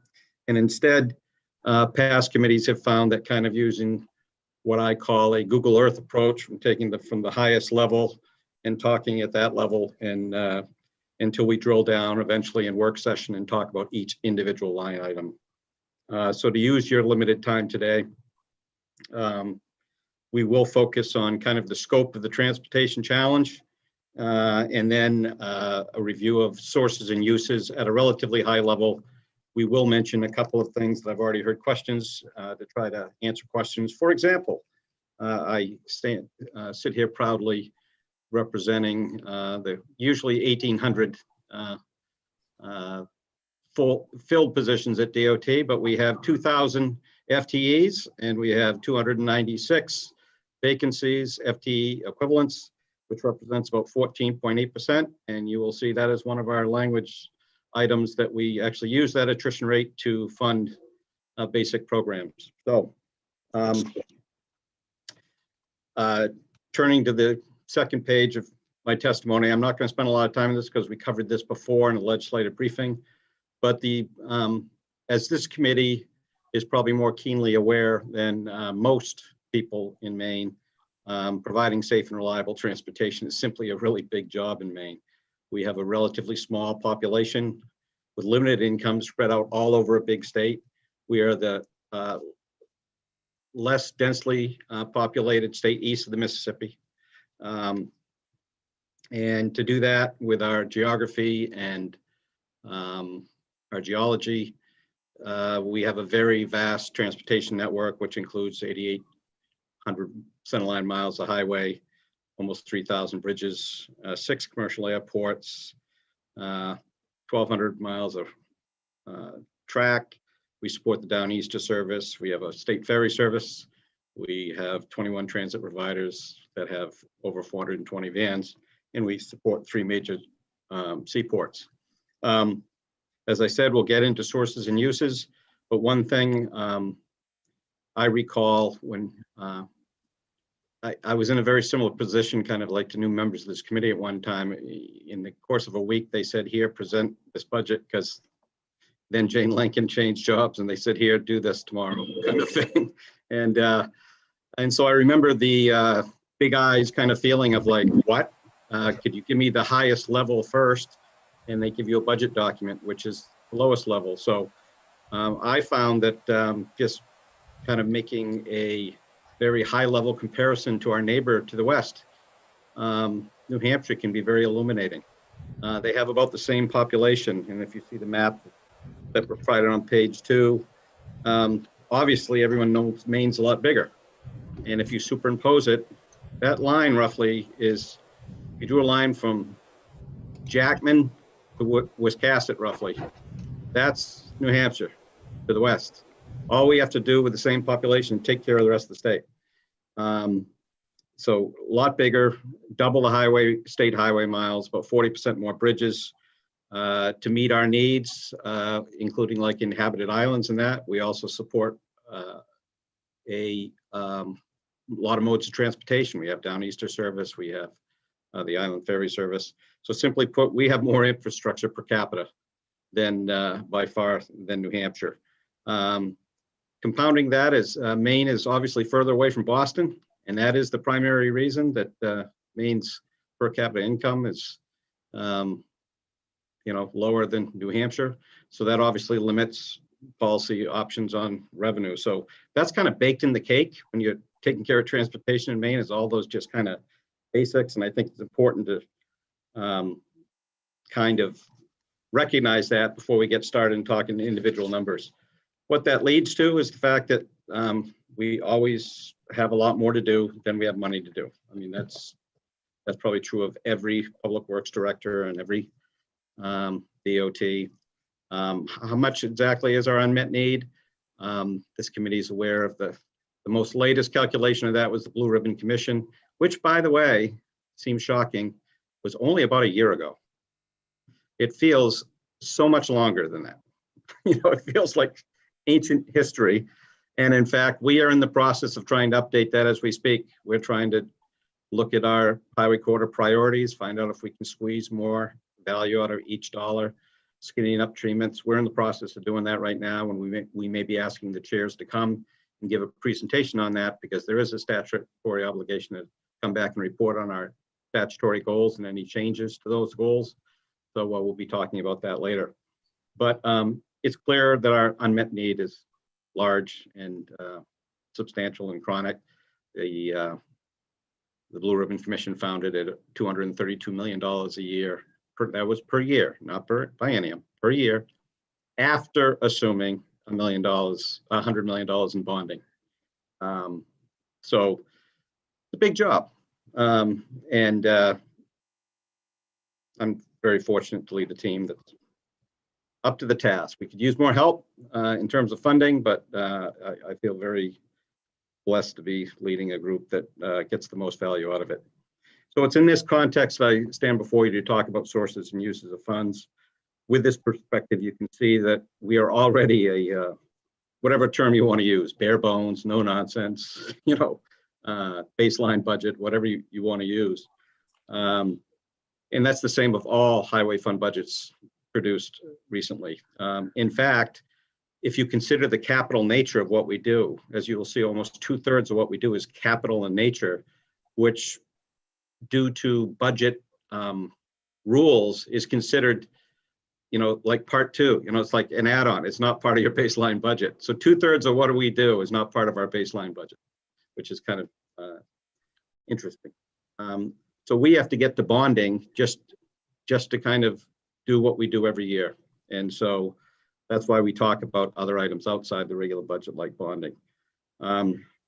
In my experience, when we talk about these things, I've been asked before by new members, why don't you have a rainy day fund for transportation? Because there's one in general fund, or that would make sense, and we could plan for that. The reason is what we just talked about. Transportation needs always outstrip whatever money is there. And it has been Maine DOT's historic role to essentially adjust its capital plan to react to whatever funding is there. We actually pull back and stop doing work and do other work through our capital program.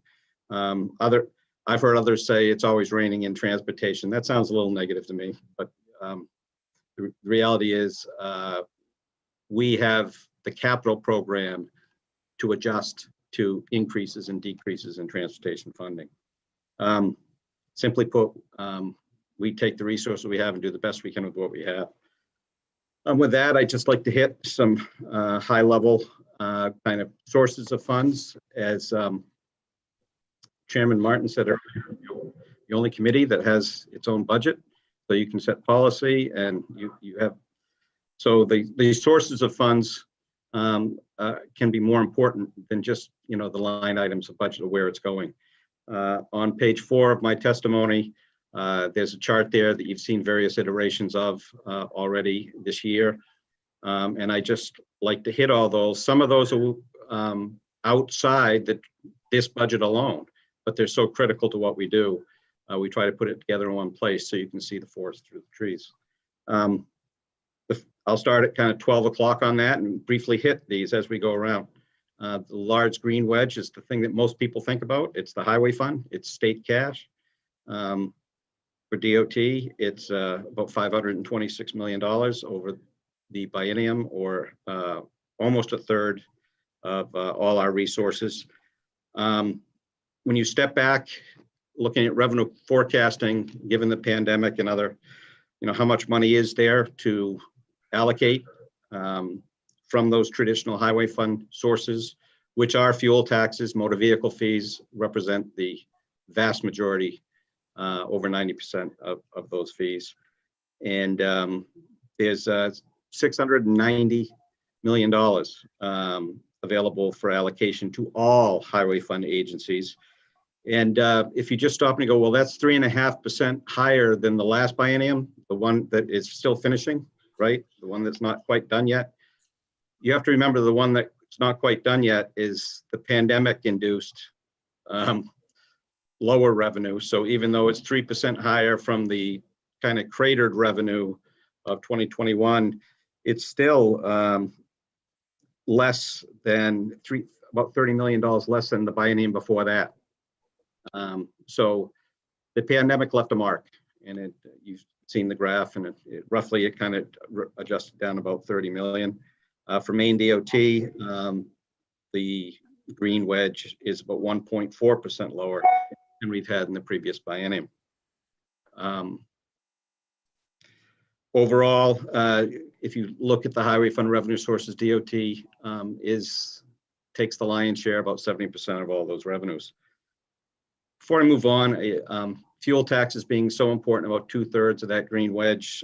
Fuel taxes are often described as a dinosaur, obsolete, on the way out. That is certainly true, depending, at some point they're on their way out as we transition to cleaner, different powered vehicles, most notably electricity. We're going to have to shift, but that transition is going to be more gradual than a lot of people would like. And so instead of a dinosaur, I tend to think of fuel taxes as like the aging workhorse in the barn that's might be getting a little long in the tooth, but it's still doing most of the work right now. Moving on from the green wedge is federal highway funds. There's various shades of blue for various kinds of highway fund. The dark blue wedge, or the darkest blue there is what we call formula funds. Those are the ones you can kind of bank on. Those are the ones they pass. You can start when they have a long-term reauthorization. You can build a program around that. It's not really variable. Think of it as like that's your paycheck, and other stuff is more like bonuses. That particular wedge we have projected at relatively level.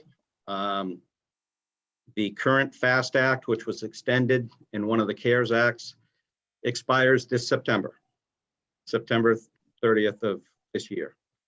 I'm sure all of you have heard there's a lot of discussion about infrastructure in Washington right now. There is a large infrastructure package, some thought to be outside this kind of surface transportation reauthorization, up to 3 trillion, you hear numbers. Reauthorization is being actively worked on right now. I can tell you that the delegation is asking, a lot of communication right now. There's a lot of emerging issues that have to be sorted out before you can predict what's going to happen there. They include, what is the definition of infrastructure? The return of earmarks, they're back. There will be some earmarking, working with our delegation so that it's kind of more integrated with our planning efforts. Is going to be something. We have very good relations with all our delegation members, so I think Maine is better placed than some states in that regard. How long a plan is it? How quick do things have to be delivered? And of course, how are you going to pay for it? That's going to be the big debate down there. You will hear everything from there's no deal because there's no money to pay for it, to it's going to be 3 trillion and they're doing reauthorization. We got to wait and see.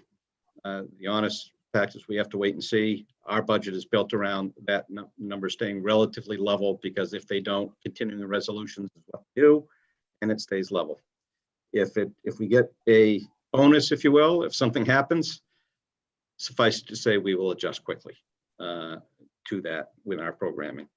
The next federal fund in that sources is FTA and FRA funds that DOT receives directly from those agencies. Some of those funds are received directly by providers like transit agencies. They get it in airports, they get it directly, but these are the funds that come through DOT. The next bluish color there on that page is the blue dotted wedge. These are the competitive federal discretionary grant programs. They're not guaranteed. You apply, you compete, and you see if you get one. Maine has been very aggressive and fortunate that we have received grants almost every year, up to and including, and we actually plan on winning some in our work plan. We have in the past. That is a higher risk strategy, but that's just kind of like where we've been. We've been needed to rely on this funding and bonding, as we'll talk later. It's kind of like just-in-time capital funding delivery for us. And if we don't get all the grants we're anticipating, we scale back and adjust. That's how it works. The next major item of funding is bonding. This will again be very relevant this year. As I mentioned to the committee before, when we had, I don't know if it was the supplemental or something else, our work plan is based on $250 million in geo bonding over the biennium, including $150 million of capital funding this year. Some of which, 50 million of which, is necessary in the first half of this year. That's consistent with the governor's Economic Recovery Committee recommendation to go to 150. And again, when we spoke before, we were talking like maybe there'll be a June bond. Well, there's no time for that right now. Things have changed.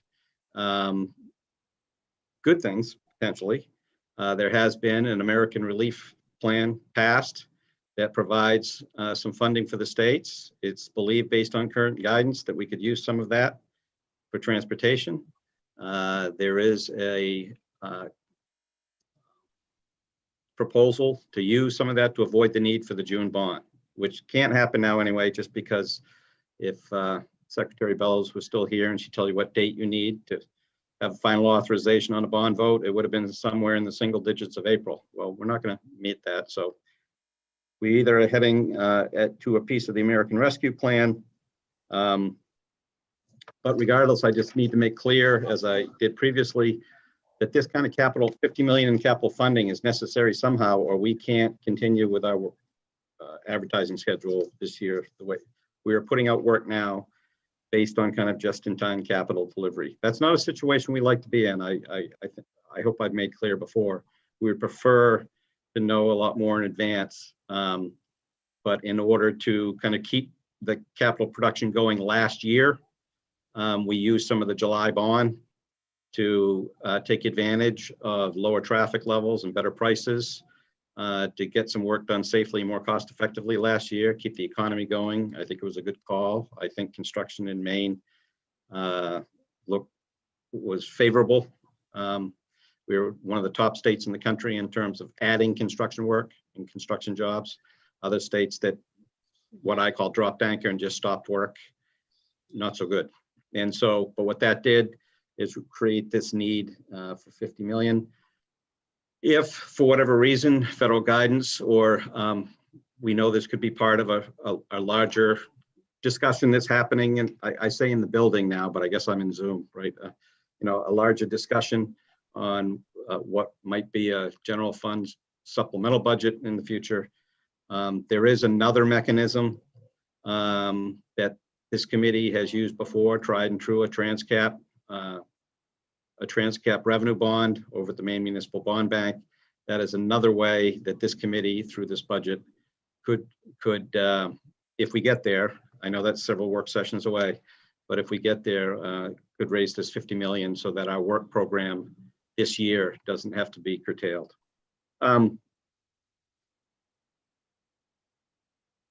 This budget also shown in orange on that. There's another Garvey bond. This will be the 8th Garvey bond called for. I know how much Representative Perry likes Garvey bonds, but I can see or not. They're actually very, Maine is very conservative on Garvey bonds in terms of debt to revenue. There's a statutory provision in place that makes sure they're not overused. Some other states actually maxed out all their federal funds just to pay debt service, so that all the federal money they get, they were just paying debt service. Maine's not like that at all. It caps it at 15% debt to revenue, and it reserves an emergency Garvey bond for if you actually, you know, something happens, you need to get going immediately. So then there's about 35 million of multimodal funding. That is principally car rental tax and amounts from the highway fund for the Maine State Ferry Service. There are a bunch of other smaller items representing that purple wedge of funding.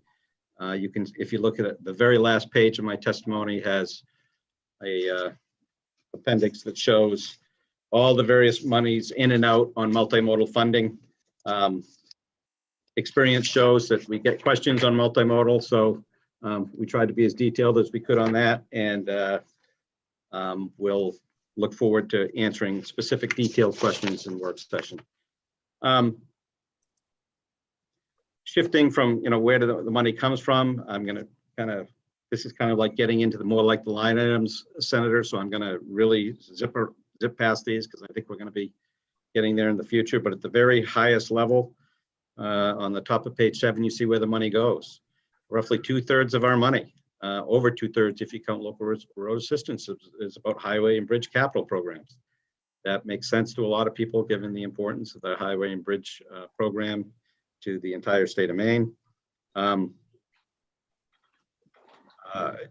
There are 5 budget items that start on page 35 that we'll talk about on all these. They total $576 million.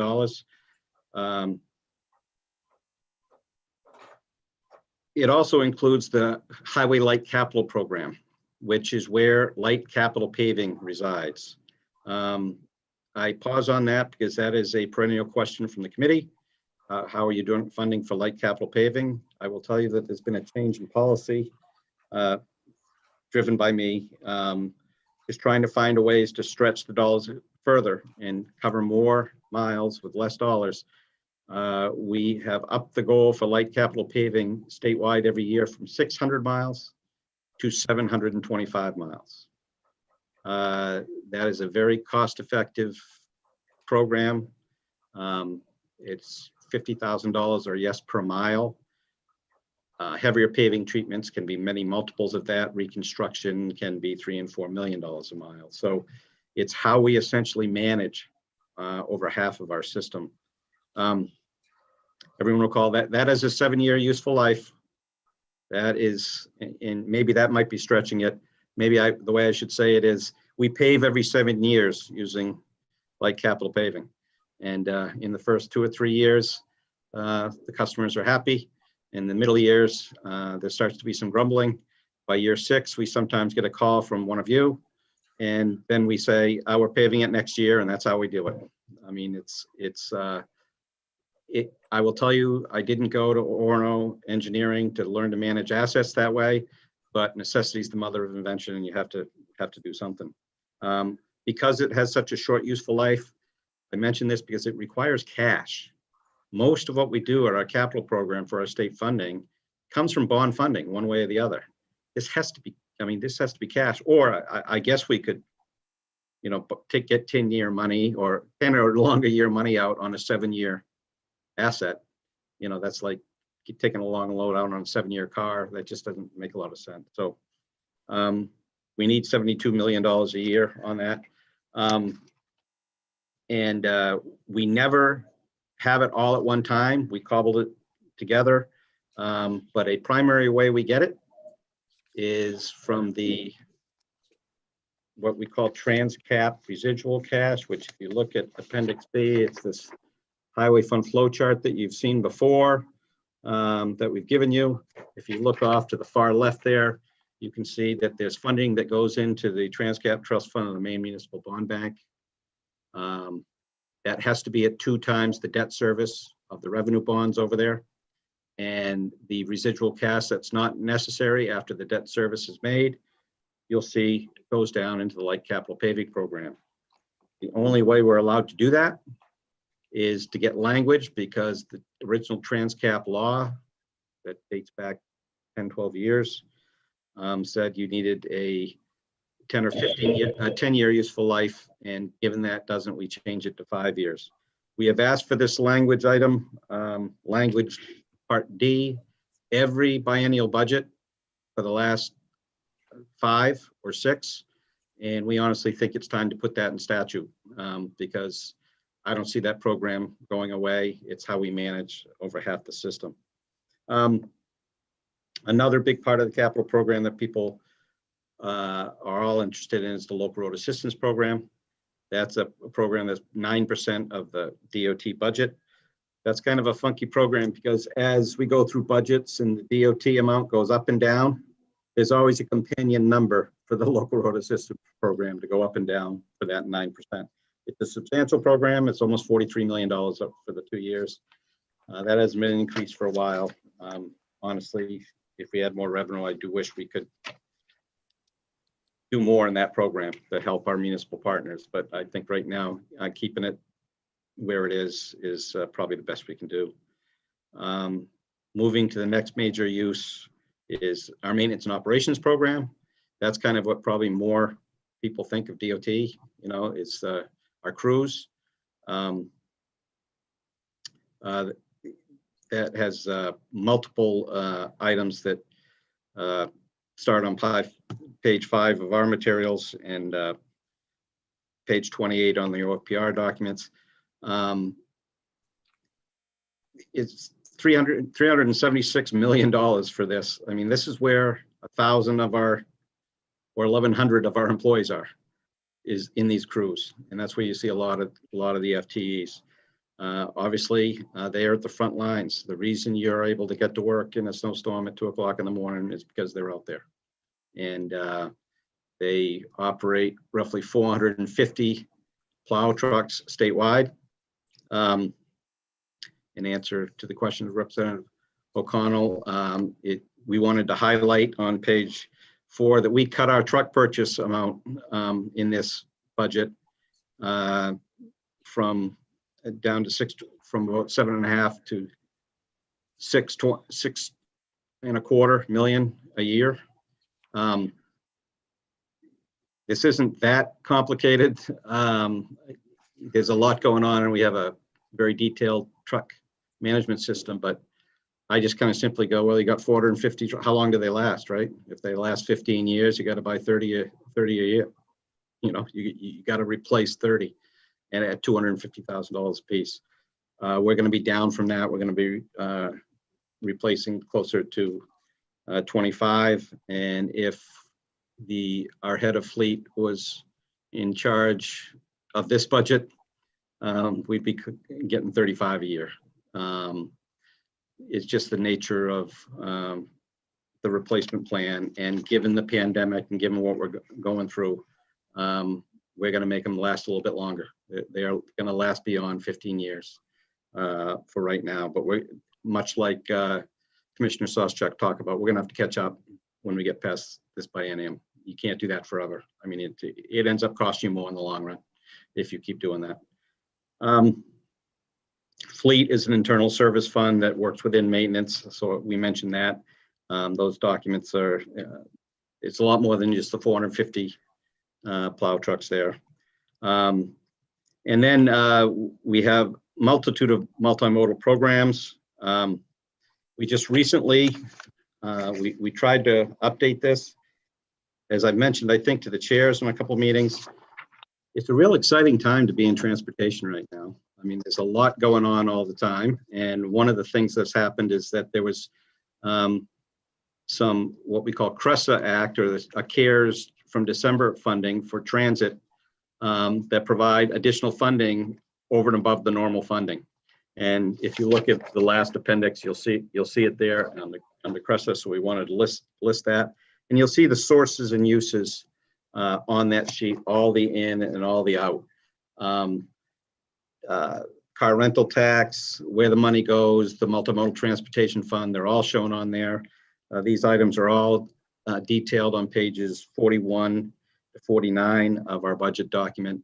I expect and hope we'll get questions on that when we get into the work session, but just wanted to highlight those so people know where to find the information. And if people want us to get us other information up front, we'll be glad to answer those questions.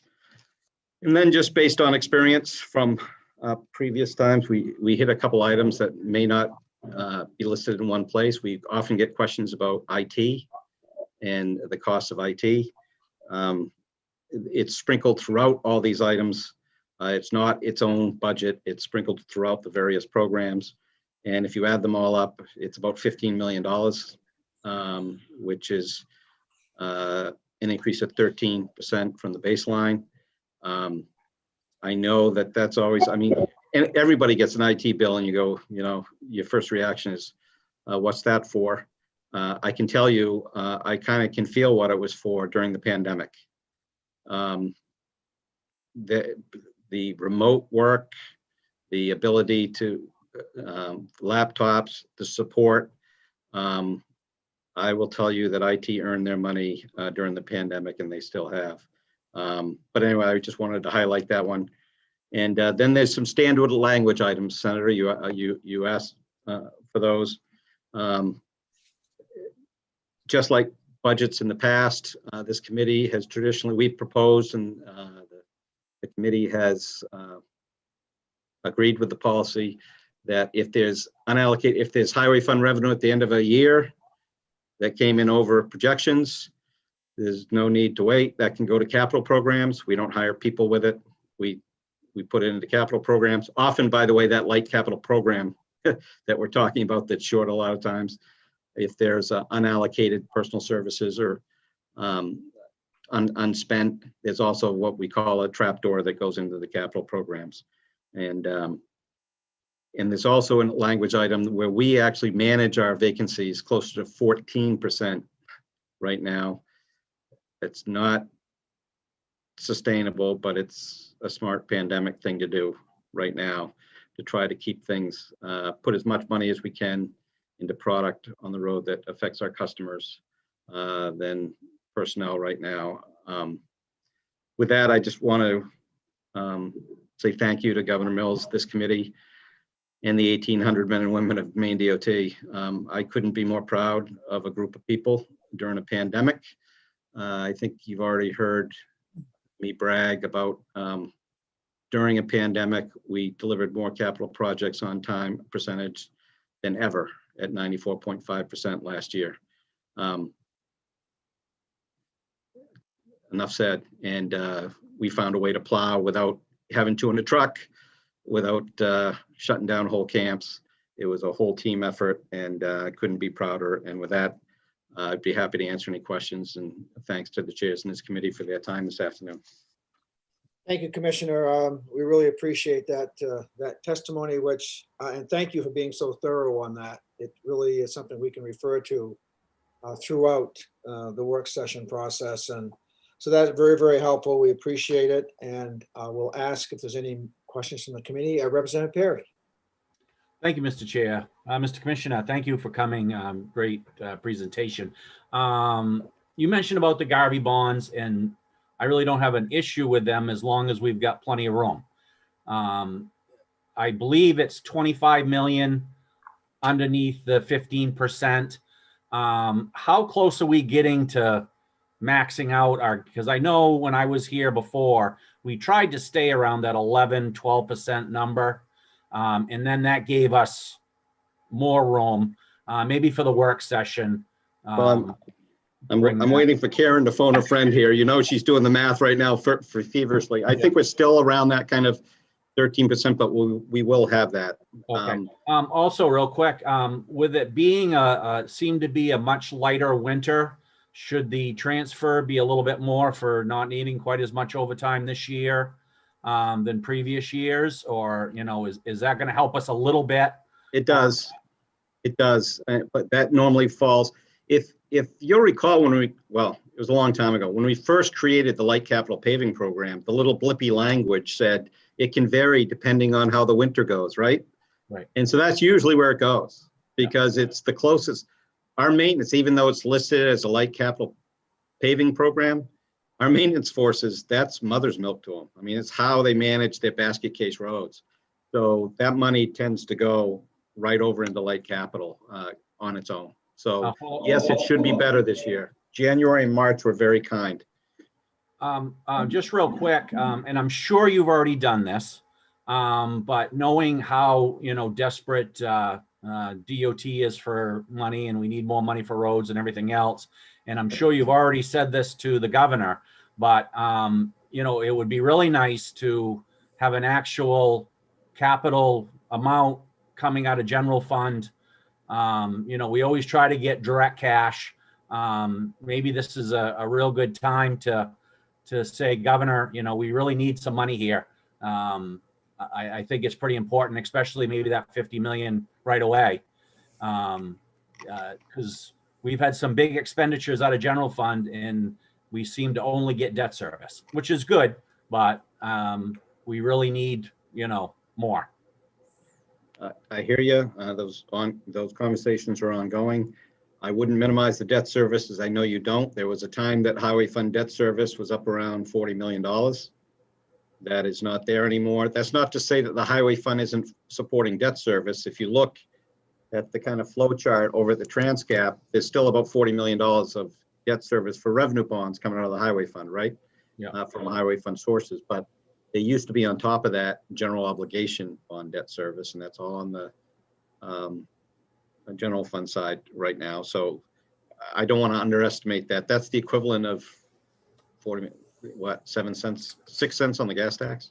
Yeah. Right there. So it's real. But yes, as the conversations keep going on the uses of American Rescue Plan and how that dovetails in with what was going to be bonding or what doesn't need to be, those conversations are ongoing. Yes. Well, somebody that, you know, I wasn't here the last term, and when, you know, the general fund had an extra $800 million. It was really upsetting to me from looking at it from afar that there wasn't a cash allocation for highways out of that 800 million. Well, Thank you very much. Nope. Whether it's extra, right, that's a whole different committee and a different discussion, but I hear what you're saying. Thank you. Thanks for that. I've had a couple questions. Do you have a 101 on the Transcap? I mean, we've worked with it enough, so it's kind of second nature to us. But do you have something that we can show other legislators when we start talking about the use of that? That maybe We will. on our own, we could even kind of reproduce for a small caucus or whatever it may be. We'll clean one up. Yes, is the answer. If you recall, we went through a bunch of almost, it felt like analytical gymnastics in the supplemental, if you will recall, where we talked about Transcap a little bit incessantly, because I kept talking about it. And I remember, and for good reason, committee members going, why are you spending so much time on Transcap? And the reason was we were trying to fix the debt service issue there. So we will start with that, what we did in the supplemental, and we will come up with, in simplest terms, it was designed to take what would otherwise be highway fund revenues for allocation to all the agencies off the top and dedicate it to, as its name implies, transportation capital. And it does so through various mechanisms, and they've issued 5 bonds over the course of up to $240 million. There's $103 million outstanding now. And it was a piece of the I think we got that. What I was looking for, I'm sorry to interrupt, but Oh, what I was good. looking for, because I think the other committees, if they haven't yet, they may need to have a 101. Sorry. If someone has no idea with that and not worrying about being too simplified on it. That's just a thought that I thought I'd toss out. No, we welcome that, and my guess is Karen is writing as we speak so that we can start something for you. Very good. Other questions from the committee? It's been an excellent presentation. We really appreciate that, and we look forward to. I want to thank the committee too. These are not easy things, and I've always felt a real partnership with the committee about doing what's right for all of Maine and transportation. I look forward to doing that again this session. So thank you for your time. Certainly, we couldn't have a better commissioner to work with in this very delicate times as well. So thanks for that. We have 2 more people speaking in as proponents. One is Rebecca Graham from the Maine Municipal Association. Ms. Graham, are you available?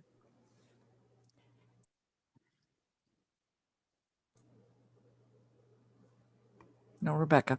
No, Rebecca? Okay. No, Rebecca, but Maria's lined up.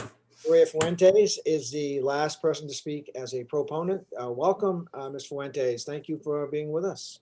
Thank you, Senator Diamond and Chairman Martin and distinguished committee members. My name is Maria Fuentes, and I'm speaking on behalf of the Maine Better Transportation Association in support of LD 161.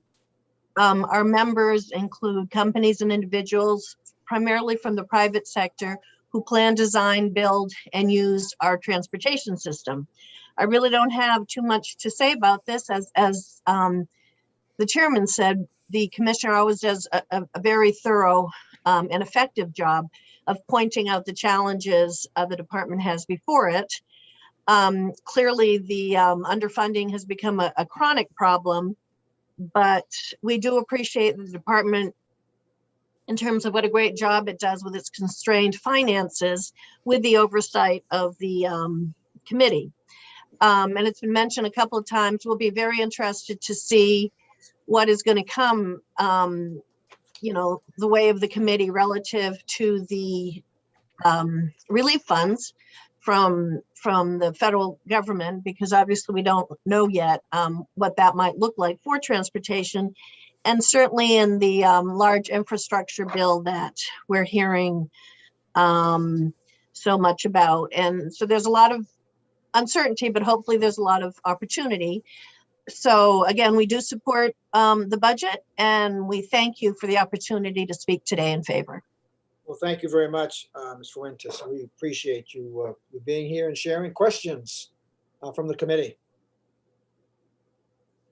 Seeing none, thank you very much. Thank you. That completes our testifiers. We have no one speaking in opposition and no one speaking neither for nor against. I think that pretty much does it for the day. Chairman Martin, anything you need to add? Thank you, Mr. Chair. No, it was great conversation, great testimony. Just a comment to Darlene, our clerk. Suzanne will be bringing you 13 copies of the budget. And I'm assuming somebody will be assembling them into a binder. Could you please include the testimony from the respective departments in that? Thank you. Can do. I've already got all the stuff ready to go. Oh, you're on the ball. There you go. She's right there. Representative But Seaver. somebody's going to have to come pick them up because they won't let me go to the Civic Center. Okay, we'll make sure that happens. Okay. Representative Seaver has a question. Hey, I got a question, Senator. I'm just, hold on a second. Turn off the phone. Have you guys, figured out how we're going to go through this line by line? Are we going to do this Zoom? How are we going to do this by Zoom? I don't see the logistics of it. Yeah, we don't have much choice. We're going to do it by Zoom, and what we are going to do it is initiative line by line, initiative by initiative, and we'll take as much time as we need. We'll do them by sections so that we certainly won't do it all in one or two settings. We'll try to divide it out and spread it over a period of time so we can do other things and keep up with our public hearings. So we'll put them in together, try not to leave any section or department left dangling, try to do them, complete them all at once, but that's how we'll do it. We'll go through each line, each initiative, give everybody a chance to ask questions, ask for more information if that's needed until we feel comfortable, and then we'll do our final in or out. So are you looking at a normal timeline for this, the whole process? Yep, absolutely. Okay, good, thanks. Other questions, Mr. Chair, Representative if I may, we're way ahead of the curve on our highway budget. If you recall, 2 years ago, this committee did this on June 13th. So I think we're doing great. Yeah, thank you for that. Yeah, you guys have done a great job staying ahead of all of our bills as well. Suzanne Voynick. Yes. I just wanted to make a comment about the binders. Darlene, I'm going to be down in a few minutes. I think we're just going to call the aides upstairs and have them ready to go, coming down and getting them and taking them to the Civic Center. So you guys don't need to do anything. We'll have your aides do it. Good. All right. We'll just coordinate because neither one of us will be at the Civic Center. So as my understanding is they will be. So lucky you. We'll pass it on to them. Yeah. All right, thanks. Committee members, anybody have any comments, questions, things we need to clear up before we finish up today? We'll see you, we'll all be together next week, a couple of days, and then we'll go right into our next meeting as a committee on Thursday of next week. So thank you and see you then. Yes, Representative O'Connell just raised his hand. Oh, I didn't see that. Representative O'Connell, sorry. I just wanted to add that it's been impressive to watch Darlene pull papers out of that snow-capped mountain. Hey, I can do miracles. That's all I'm going to say. That's not the only, well, she does a good job at all of that. That's a wonderful job. So, I'm also blushing. okay. All right, everybody. Before we get in trouble, thank you very much. Here we go. Bye. We'll see you next week. And I didn't even say anything. That's a miracle. Have a great weekend, everybody. Thank you. Thanks. Yeah. See you, everybody.